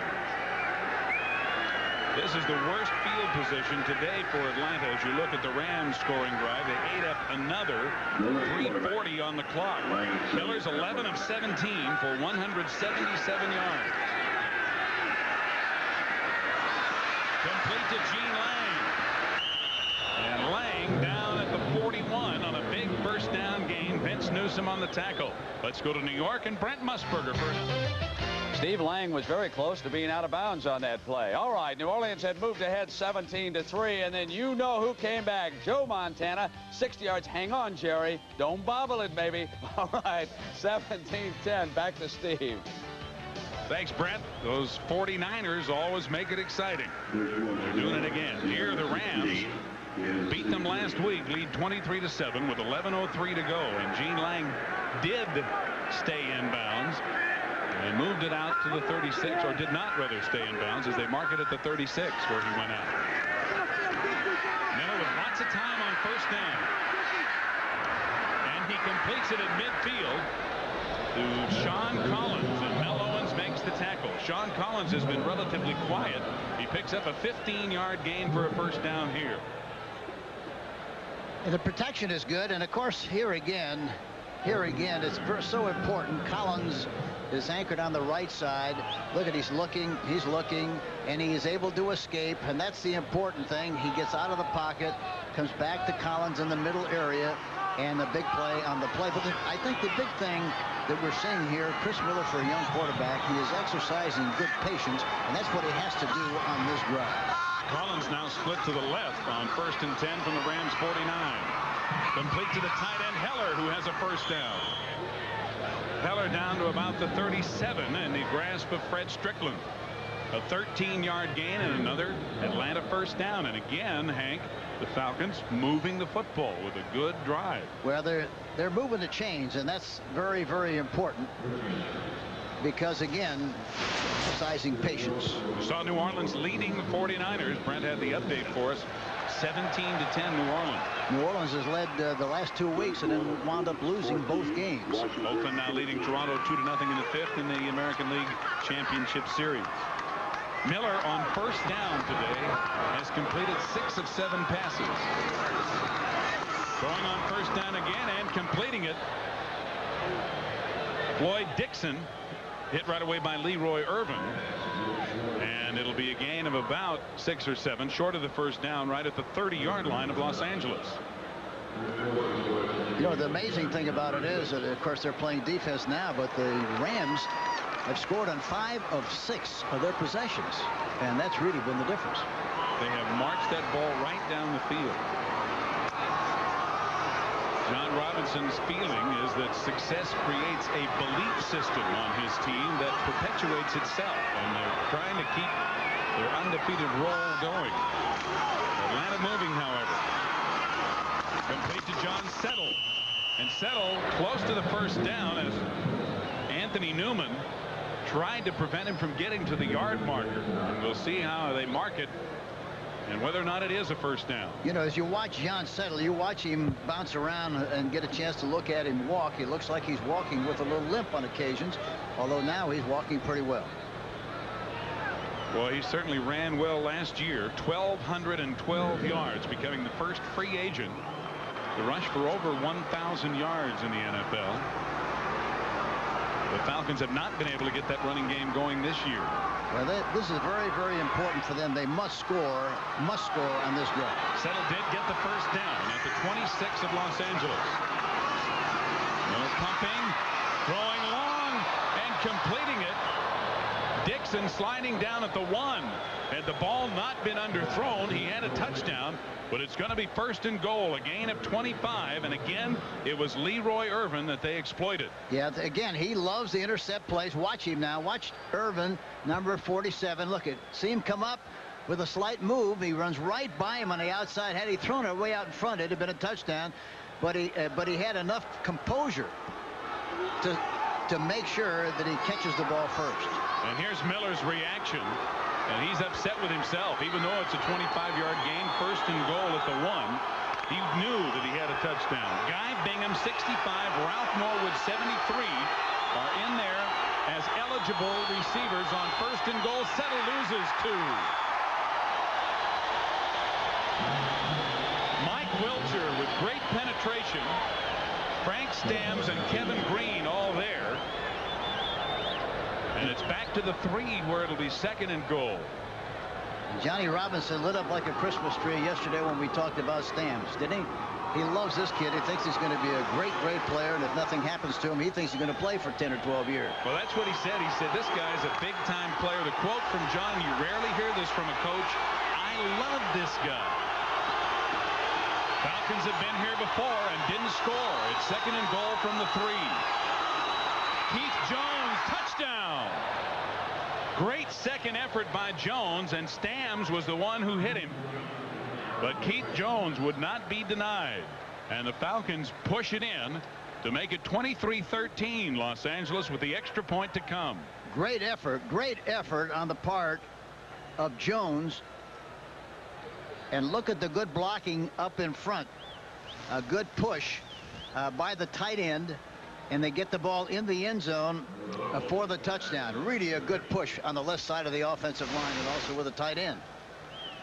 So Keith Jones, a rookie out of the University of Illinois, brings the Falcons back, and yet another impressive drive. Each team just driving that ball down the field. Paul McFadden for the extra point. McFadden is perfect. So with 7:04 left to go in the 3rd quarter, it's now the Rams 23 and the Falcons 14.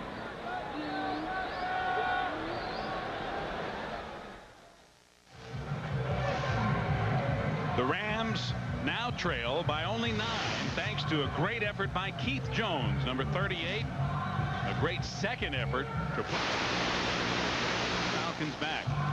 And 2 great blocks, one by Settle, number 44, and also Wilkins, the tight end 87, who came in motion and got an inside-out block on the linebacker. Great execution on the play, but a fantastic effort on the part of Jones. So McFadden will kick it off with Ron Brown and Robert Del Pino back deep for the Rams. 7:04 to go in the 3rd quarter. Del Pino takes it at the 11. Good move. Run out of bounds by Jesse Tuggle at about the 33. Next week, right here on CBS, the NFL begins at 12:30. You'll see either Washington and the New York Giants, who got beat today, or San Francisco at the Dallas Cowboys.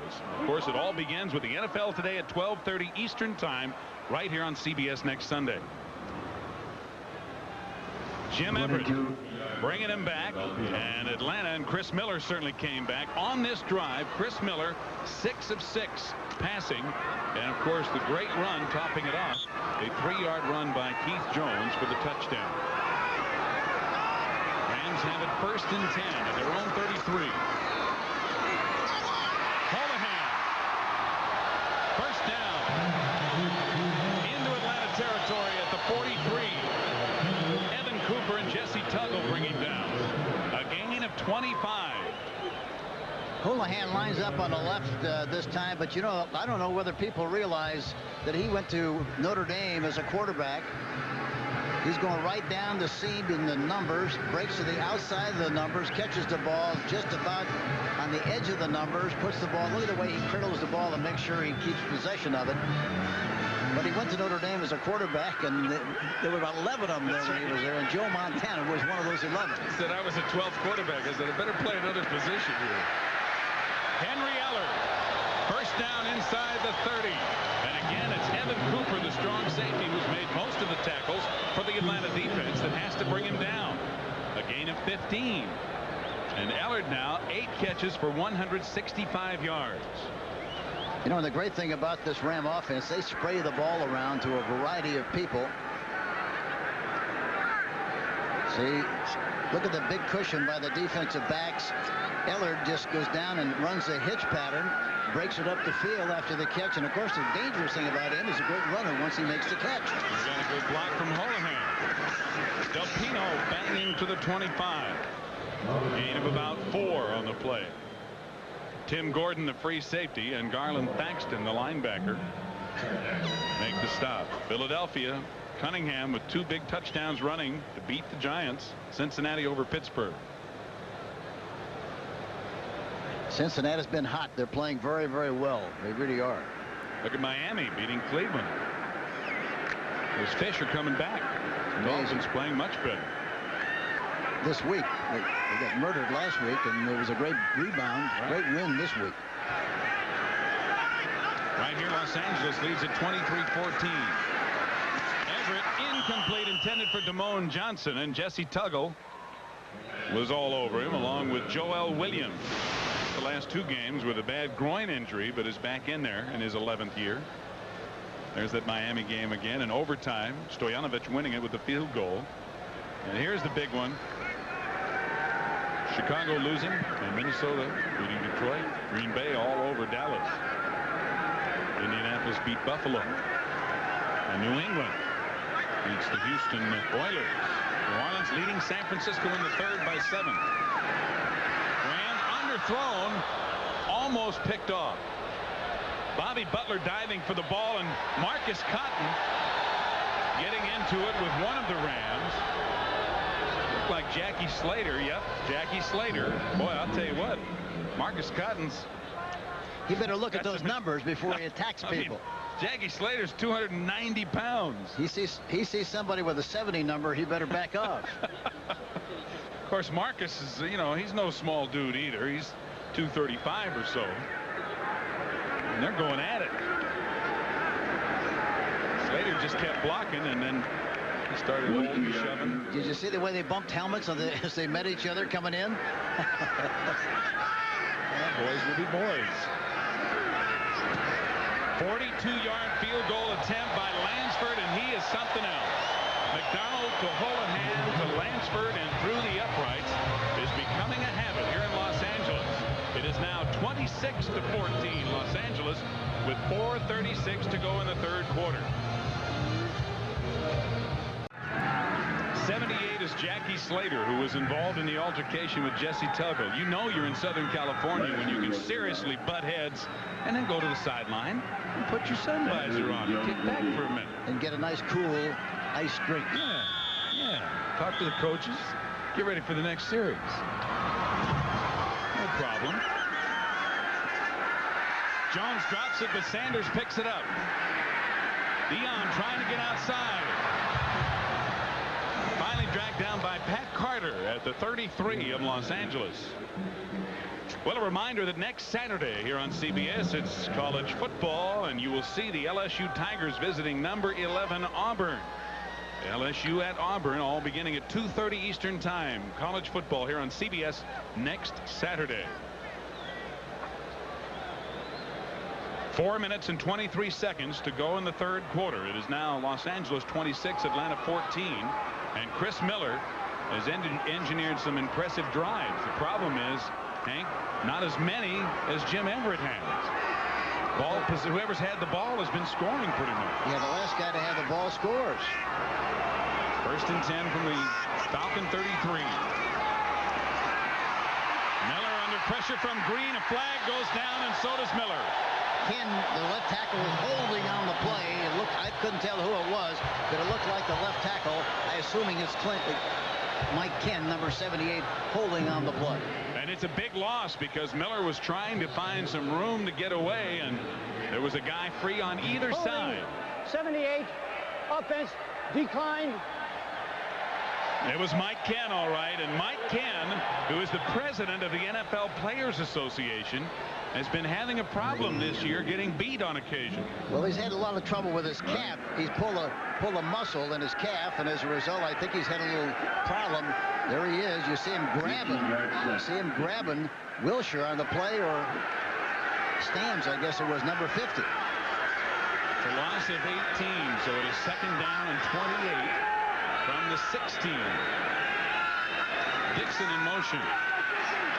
They're standing in there and firing it to Keith Jones, who's dragged down by Stewart at the 30.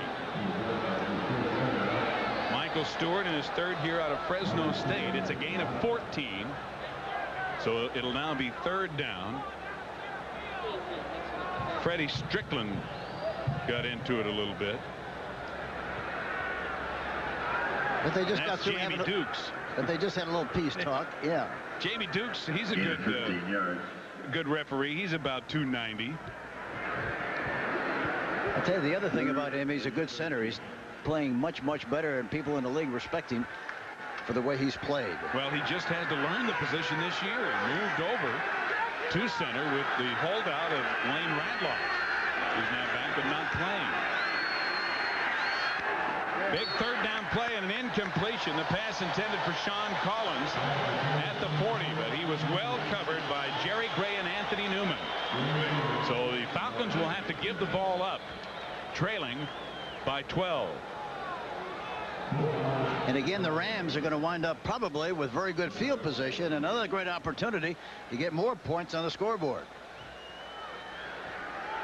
So here's Darrell Henley, the rookie, who has now been nicknamed Late Night in a response to Deion's prime time. But Late Night leads prime time in the race for the leading punt returner in the NFL so far. And Scott Fulhag, who's done a great job, will kick it away again for Atlanta. And he drives a beauty and drives Henley back to a fair catch at about the 23. They'll mark it at about the 24. It's a 47-yard punt with no return. You can't get much better than that.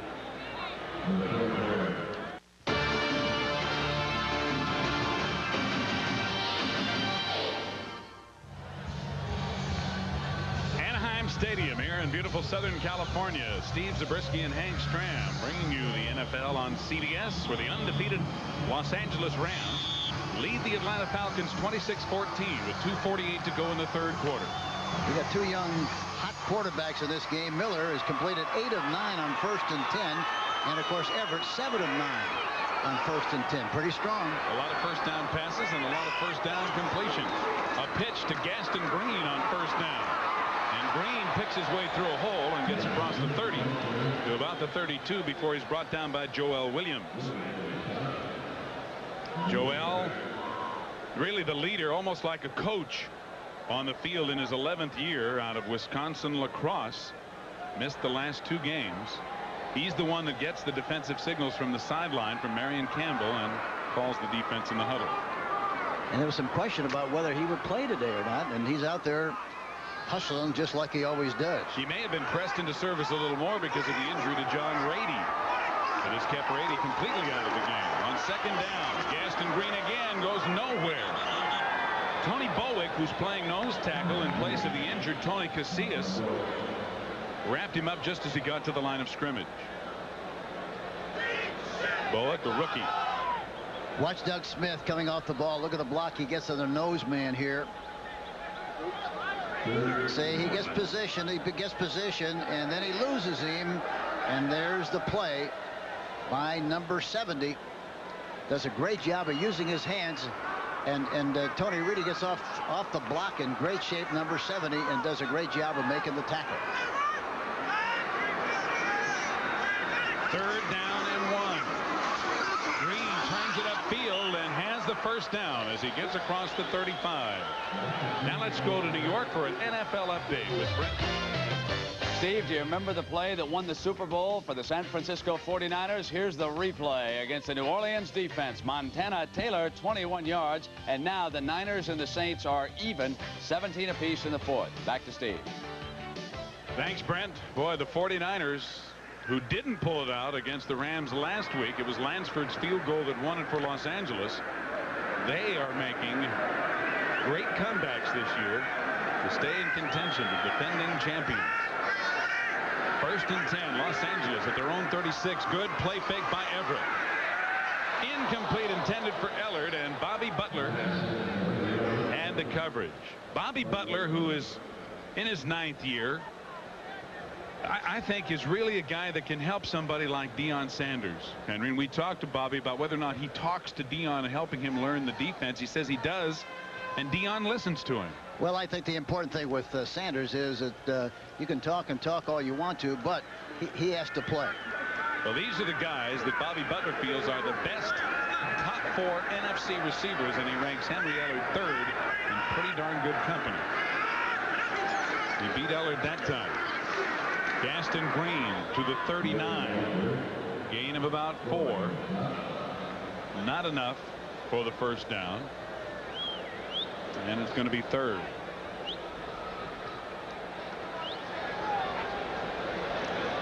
Clock running with just 16 seconds remaining in the quarter, and apparently the Rams are going to choose not to run another play here in the 3rd quarter and just allow time to run out.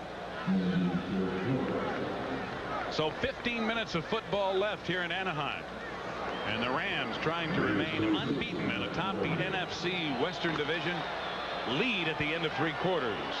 With the score, Rams 26 and the Atlanta Falcons 14. We now pause for a word from your local station.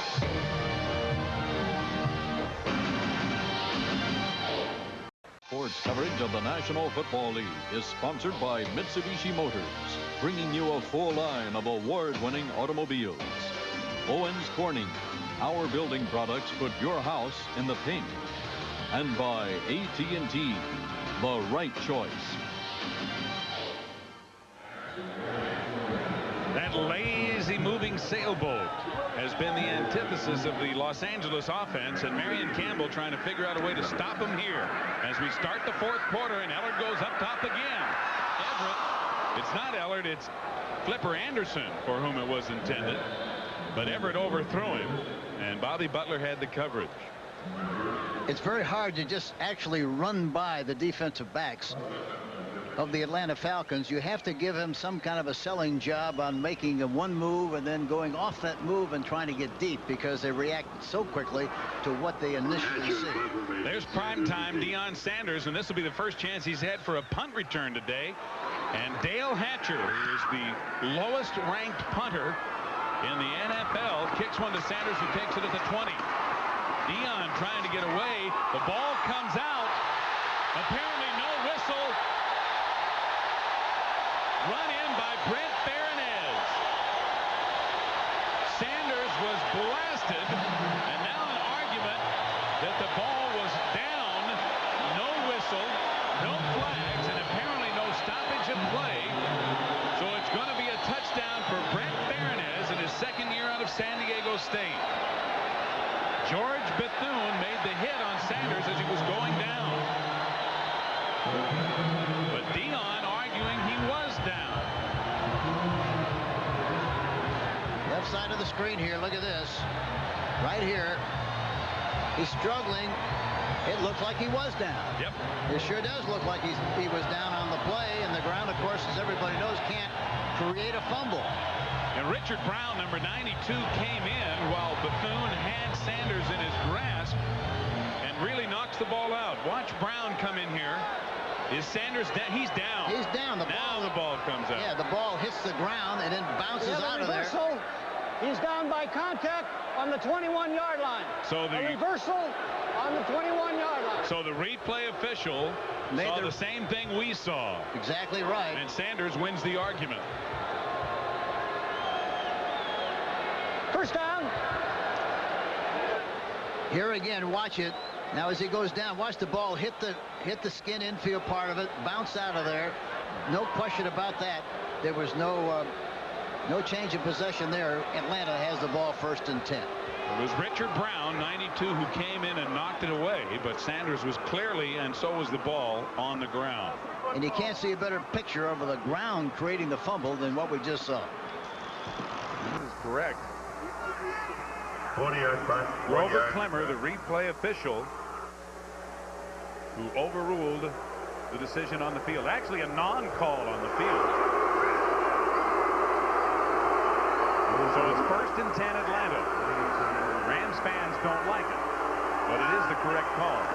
From their own 21, Miller to pass, completing it to Sean Collins. And Collins tackled by Anthony Newman as again he ran right away from Leroy Irvin for a 14-yard gain. You know, the temperature on the field is about 85, 86 degrees. It's hot. I was down there before the game, and I'm telling you, it was hot. And as a result, I think we're seeing the result of that heat. It's much more difficult for both teams to rush the passer. They're getting tired. Yeah, and the defenses have been on the field a long time because every time the offense has the ball, regardless of the team, they seem to go on a long drive. You saw that the New Orleans Saints have kicked a field goal to lead the 49ers by 3. Ron Heller, the tight end, for a gain to the 45 of about 9 yards. It'll be 2nd down and 1. Vince Newsom and Frank Stams made the tackle for Los Angeles. You know, I like what the Atlanta team is doing. Even though they're behind, there's no panic. You don't get the impression there's any panic. They're going about what they have to do in a very business-like way. They're expressing patience, and they're doing what they have to do to try to move the ball down the field and get points. Miller has had an outstanding day. He passed for 299 against the Rams in the season opener. He has 298 here early in the 4th quarter. Going long. Incomplete, intended for Floyd Dixon, who can really burn, and Jerry Gray was with him all the way. That's a good shot. They had, you know, they've been going short and moving the chains and doing a good job. It's good to try something up on top. You never know. You might get pass interference. You might make the catch, but there's always a chance for that big play. Now it brings up a 3rd down and 1, and if you're ever going to do it, 2nd down and 1 is the time to take the shot. Atlanta with the ball at their own 44. 3 of 7 on 3rd down conversions. 13 minutes, 14 seconds to go in the game. Jones busting forward with the 2nd effort again. And he may have enough for the 1st down, depending on where they spot the ball. I think he made the yardage for the 1st down. I think it was a good move on his part, too. He had a read block on the offensive tackle to go inside or outside. He jumped outside and looked like he followed through with a run very, very well and made the 1st down. Watch the hurt he puts on Vince Newsom, who comes up to meet him. See, the guy goes inside. The linebacker's in. See, look at him. Puts that head down and shoulder pads. Make great contact, and I think he made the 1st down. He did.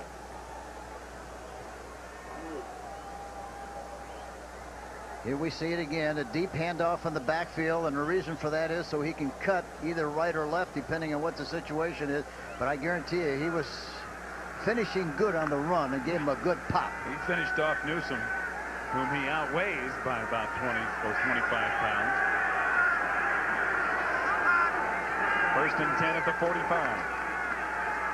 Miller has time and completes it to Gene Lang. Lang down at the 39 of Los Angeles. Another 1st down. Let's go back to Brent for another NFL Today update.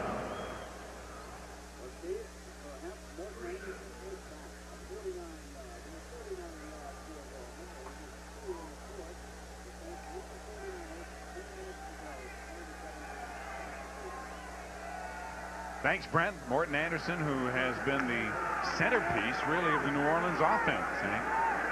Well, they expect him to win every game, and it's tough to do that. He's going to miss some, and you know, he's a person like everybody else, and he's missed some field goals, and that's made the difference in the record so far this season. Miller, quick shot over the middle to Lang, trying to run away from Mel Owens, and Owens stays with him and drags him down at the 32. Mel Owens runs marathons. He has also gone to Pamplona, Spain, and run in front of the loose bulls in the street, so he can run. I mean, he's probably the biggest marathon runner you'll ever see. And he enjoys it. Boy, he loves to talk about it. I visited with him about that on the sideline of practice the other day, and he lit up like a Christmas tree just talking about it. I mean, here's a guy who's 240 pounds, and he's running marathons.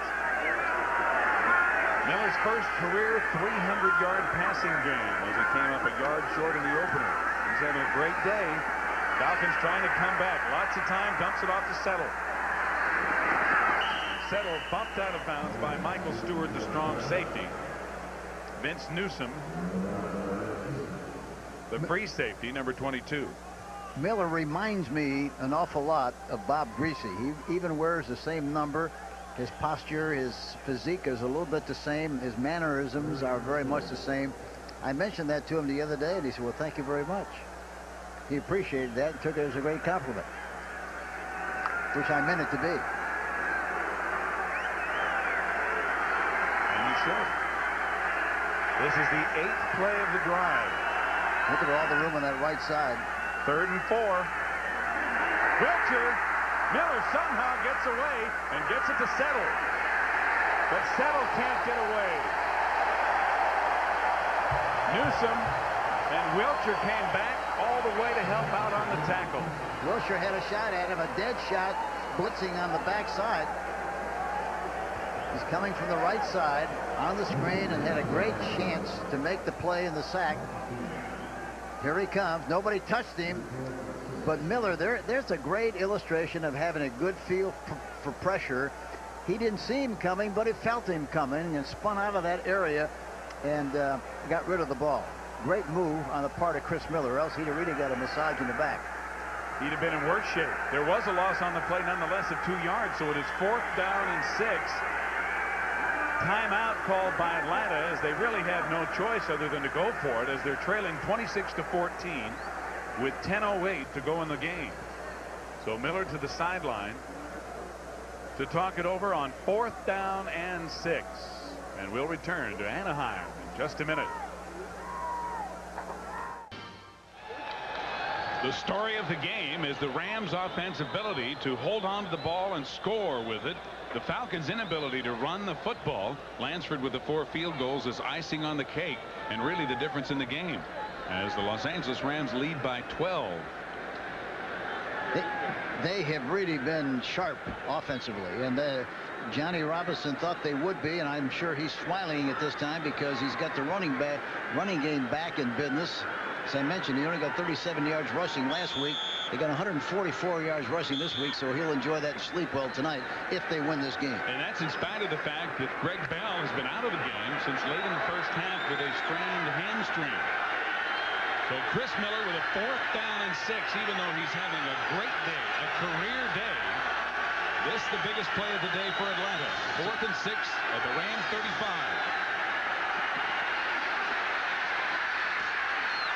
Incomplete. Intended for George Thomas. As Miller took a hit, the pressure was on. Leroy Irvin had the coverage, and the Rams will take over on downs with just over 10 minutes left to play.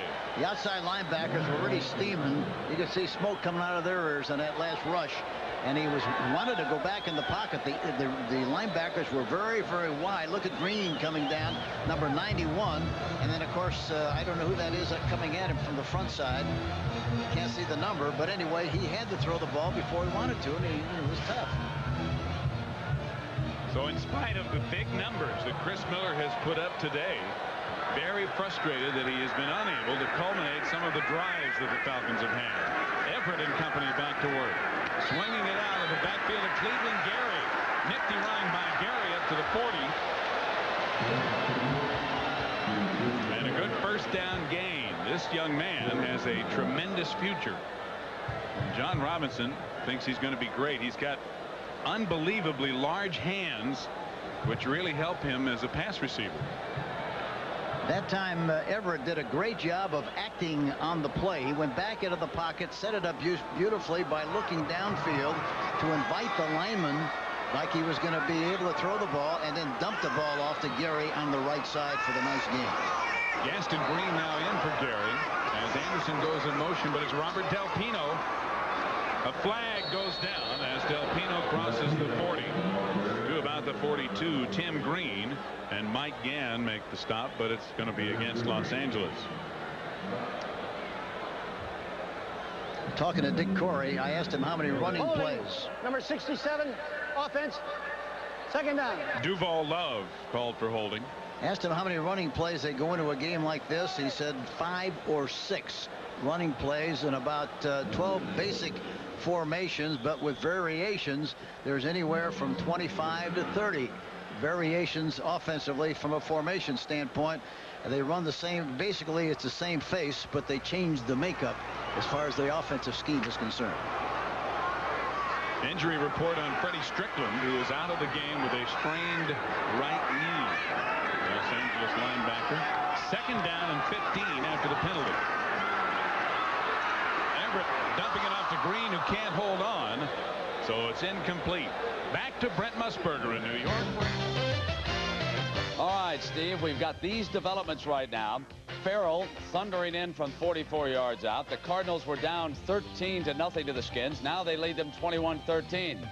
Pending the review of instant replay, Taylor has caught another touchdown pass. 23-20 now, 49ers with the lead. In baseball, Oakland closing in on the American League pennant, 3-0. And let's go back to Steve.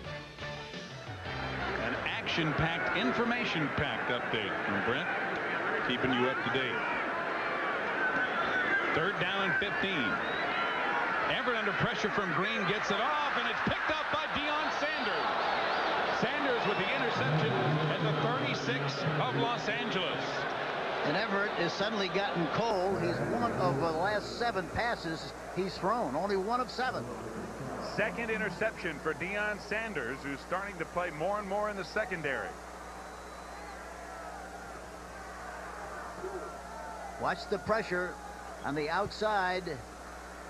He tries, and that's Green providing the pressure. Number 99, Sanders, comes in there, makes the play. Ellard makes the tackle. Pass intended for Henry.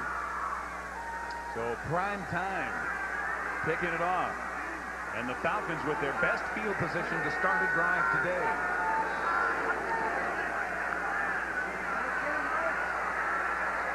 Collins tried to split the defenders as Tim Green and Mel Owens were back there. But I tell you, see the little shove he got from Owens? Collins said yesterday, I don't take anything from anybody. You see him fight back? He's a feisty guy. He's a feisty guy, and he's not going to, he's not going to. Watch this now. Watch him get the push. He was a little upset with that. He bounces back up. He just doesn't walk away from it. He's ready to fight over what he just did. But again, he's a very emotional player and expresses a lot of animation. 2nd down and 4 after the gain of 6 to Collins. Lots of time for Miller, and he throws it to Heller, who was surrounded by 3 Rams defenders. You need a traffic cop on that one. There's so many people around that ball. It's a miracle that he caught the ball. 3 guys were right around the ball that time, and he got it in there. Michael Stewart, Mel Owens, and Sean Miller standing around Ron Heller. They just got fired in there. Short of a 1st down, however. It's going to be 3rd down and about 2. Clock running with 7 minutes, 20 seconds remaining in the game. Falcons with an opportunity to get back in it. There is time left, but they would need to score here after the Deion Sanders interception. They got to decide they're going to pound it in there or they're going to try to throw the ball. Here they roll away from the pressure. Knocked away at the last second by Frank Stam. The pass intended for Gary Wilkins, the tight end. Frank Stams with another big play. A rookie from Notre Dame. Marion Campbell's frustration very evident. You can't believe it. Well, I'll tell you what, Keith Jones made a great block on Mike Wilcher. Watch Wilcher come in here from the right side. He's blitzing on the play, and look at the block on the outside, from the outside in on Wilcher. And Wilcher did a poor job because he can't be blocked on the inside on a blitz. He should be rushing on the outside shoulder of the fullback. 4th down and 2. The 3rd time the Falcons have gone for it on 4th down, and they get it.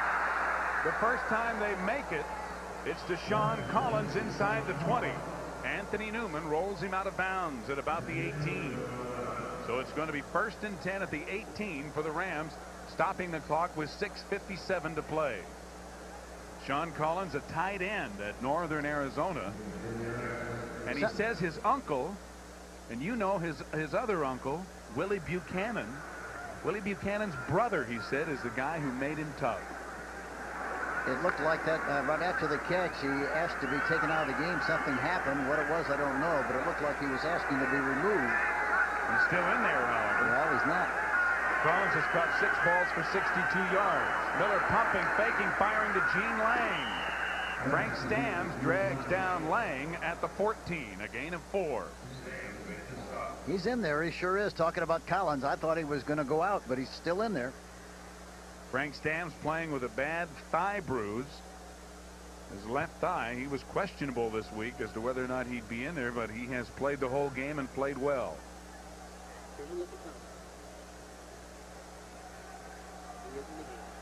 Collins remains in the game and appears to be moving all right. Yeah, no problem. Rams leading by 12 with 6:18 to go in the game, and the Falcons driving. Miller firing, incomplete, right between 2 guys. Keith Jones and Ron Heller were both there. Neither one of them caught the ball. That was a crossing pattern between Lang and Heller. Heller goes across one way, Lang goes on the other side, and there wasn't enough room between the 2 receivers, and he threw it right between them, and neither one of the 2 people had a chance to make the play.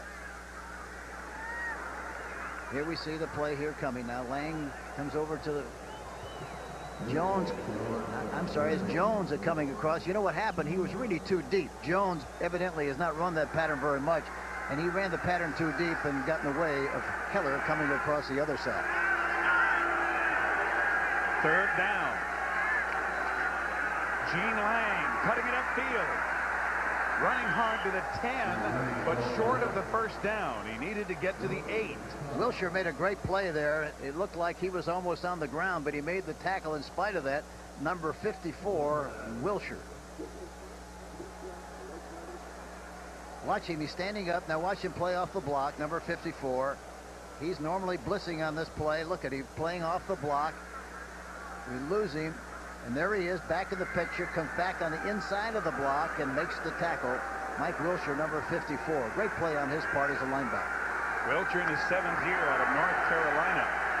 Into the game, George Bethune, number 57, and Bill Hawkins, number 70, as the Rams go to their goal line defense on 4th down and 2.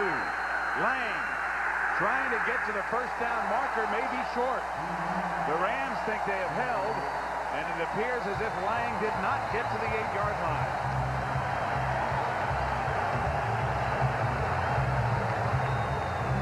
Well, that's tough to have a short yardage situation for a touchdown that they missed. Here they're going in for another touchdown, and they don't get that opportunity to take advantage of it. That hurts. They put George Bethune, 57, in the game, and he got in on the play to stop Atlanta. Watch Jones now. Look at he's trying desperately to make the necessary yardage for the 1st down, but look at the hole he's got to the right side. Had he made the cut quickly enough and saw it quickly enough, Freilich was blocking down on the nose guy. He had a real good chance to pop it outside and go in for a big gain, but he chose to go to the left, and as a result didn't succeed.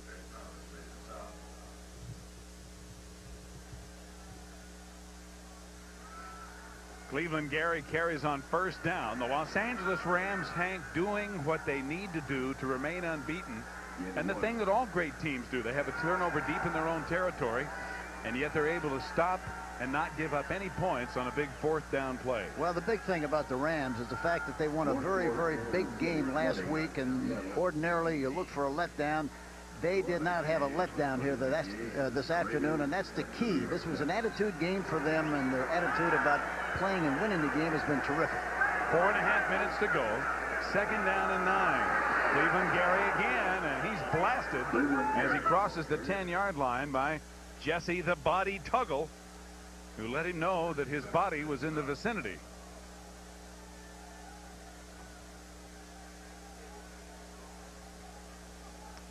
Jesse weighs 230, but he bench presses 500.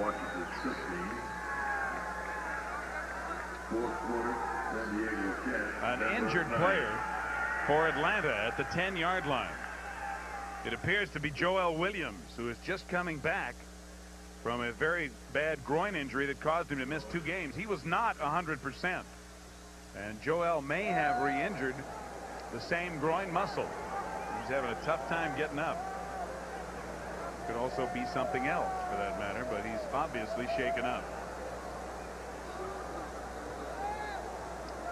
Well, it's been a day of big performances by Atlanta, but just not quite enough. Sean Collins has had a big day, and certainly quarterback Chris Miller has had a career day for him, his first 300-plus yard game.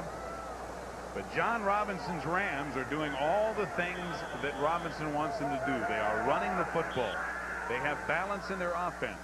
Their defense, which has given up a lot of yards this year, has played much better today, and particularly, Hank, when they've had to, when the pressure's been on. Well, the big thing really is the fact that they haven't made mistakes, and that's the important one. That's really been the difference in this game. The young team of Atlanta has made a lot of mistakes, and the Rams have not made many at all, and that's really the key.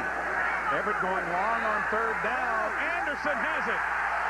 Bobby Butler runs him out of bounds, but he's into Atlanta territory at the 39. Boy, they beat the blitz that time. Elbert Shelley on the safety blitz, and they got Anderson and Butler one-on-one. They got him in a blitz situation, which means they have one-on-one. And look at Flip go down the field, makes Butler turn to the inside. Butler is looking for the ball and doesn't find a flipper as soon as he should have, and as a result, he runs right by, and the ball is right on the money. And it's a big gain again for the Los Angeles Rams. Look at 37. Albert Shelley get picked up on the blitz. Just enough. That's all you need. And, of course, they have so much poise and confidence in their passing game. Del Pino, Tim Green, and Tony Bowick bring him down after a short gain. 3 minutes and 31 seconds remaining in the game, and the Rams pulling it out on 3rd and 7 with a bomb to Flipper Anderson to give themselves time and room and retain possession of the football. They also have an opportunity to be the only unbeaten team left in the NFL. Chicago losing to the Tampa Bay Buccaneers, the Giants losing to the Eagles today, and Los Angeles looking to go 5-0, leading by 12. Second down. Cleveland Gary rolling to the 31. Jesse Tuggle and Tim Gordon combined for the stop. Let's go back and look at the play to Willie Anderson, whose babysitter named him Flipper because he cried, she thought, like a dolphin. Okay, here he comes, coming off the ball, and watch Butler now. Look at him backpedaling good, turns his knees to the inside, and watch him now. He's looking back for the ball. He doesn't know where the receiver is at all. Not at all. See, he's looking back for the ball. Now he tries to find out where Flipper is, and it's a little bit too late. He loses a couple of steps in the process. The ball's right on the money, and that's the reason for the big play. You can really see him trying to catch up, too. Yes. Too little, too late. Yep. Gaston Green, the tailback for a couple inside the 30. And the Rams keeping the clock running as we get down to the 2-minute warning. The clock stops with 2 minutes left in the game. The score, Los Angeles 26, Atlanta 14. Back for the final 2 minutes in Anaheim as the Rams go unbeaten.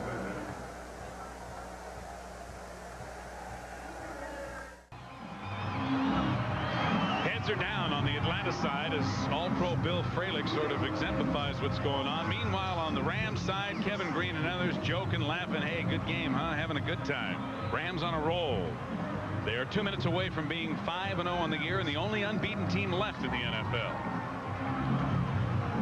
Long way to go, however, between now and the end of December, huh, Coach? Yeah, it is. But they, they feel good about themselves. They really do, and they're justified because I think they realize they've got a lot of ways to win. Try to stop one particular guy in this team is murder you. There's so many ways they can come after you that it's very difficult to do that. And of course, Everett again is the key. He's playing just fantastically well. Great talent on the Rams, and Gaston Green picking his way down to about the 25.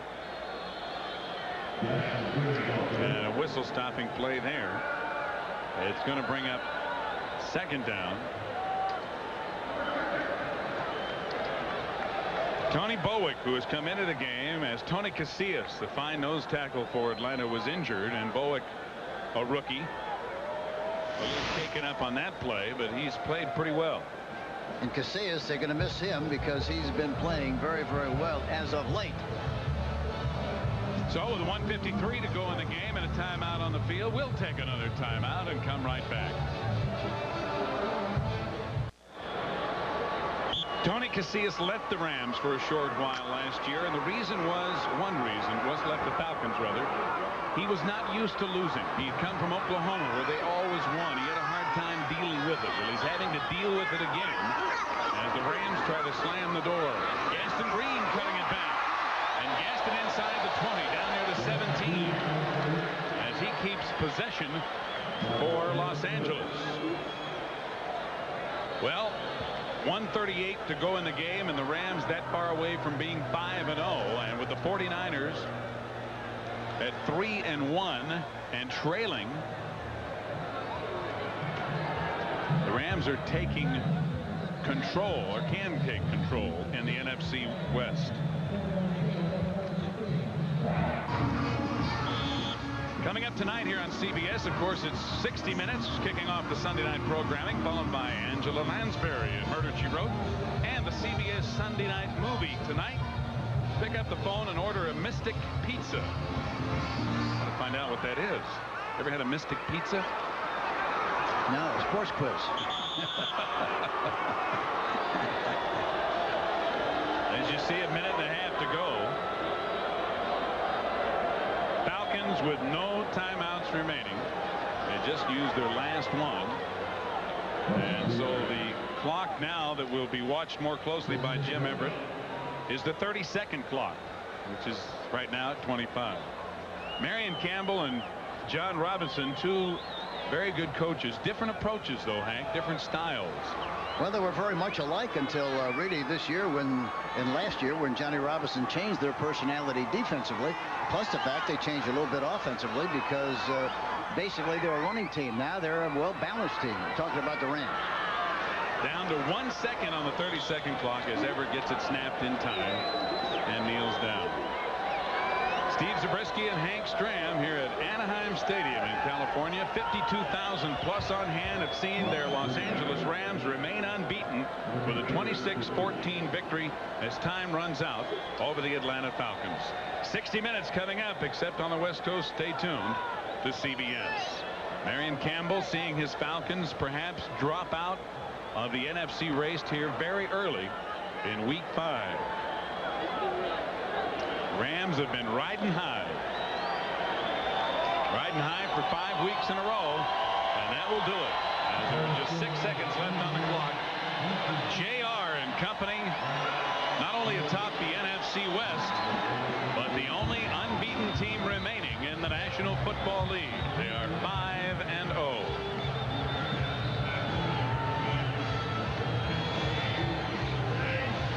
I think the Rams have made a statement here, Henry, and certainly they didn't let down after their win over the 49ers. Yeah, that's the key. They didn't do that. They played a terrific game after a big one last week.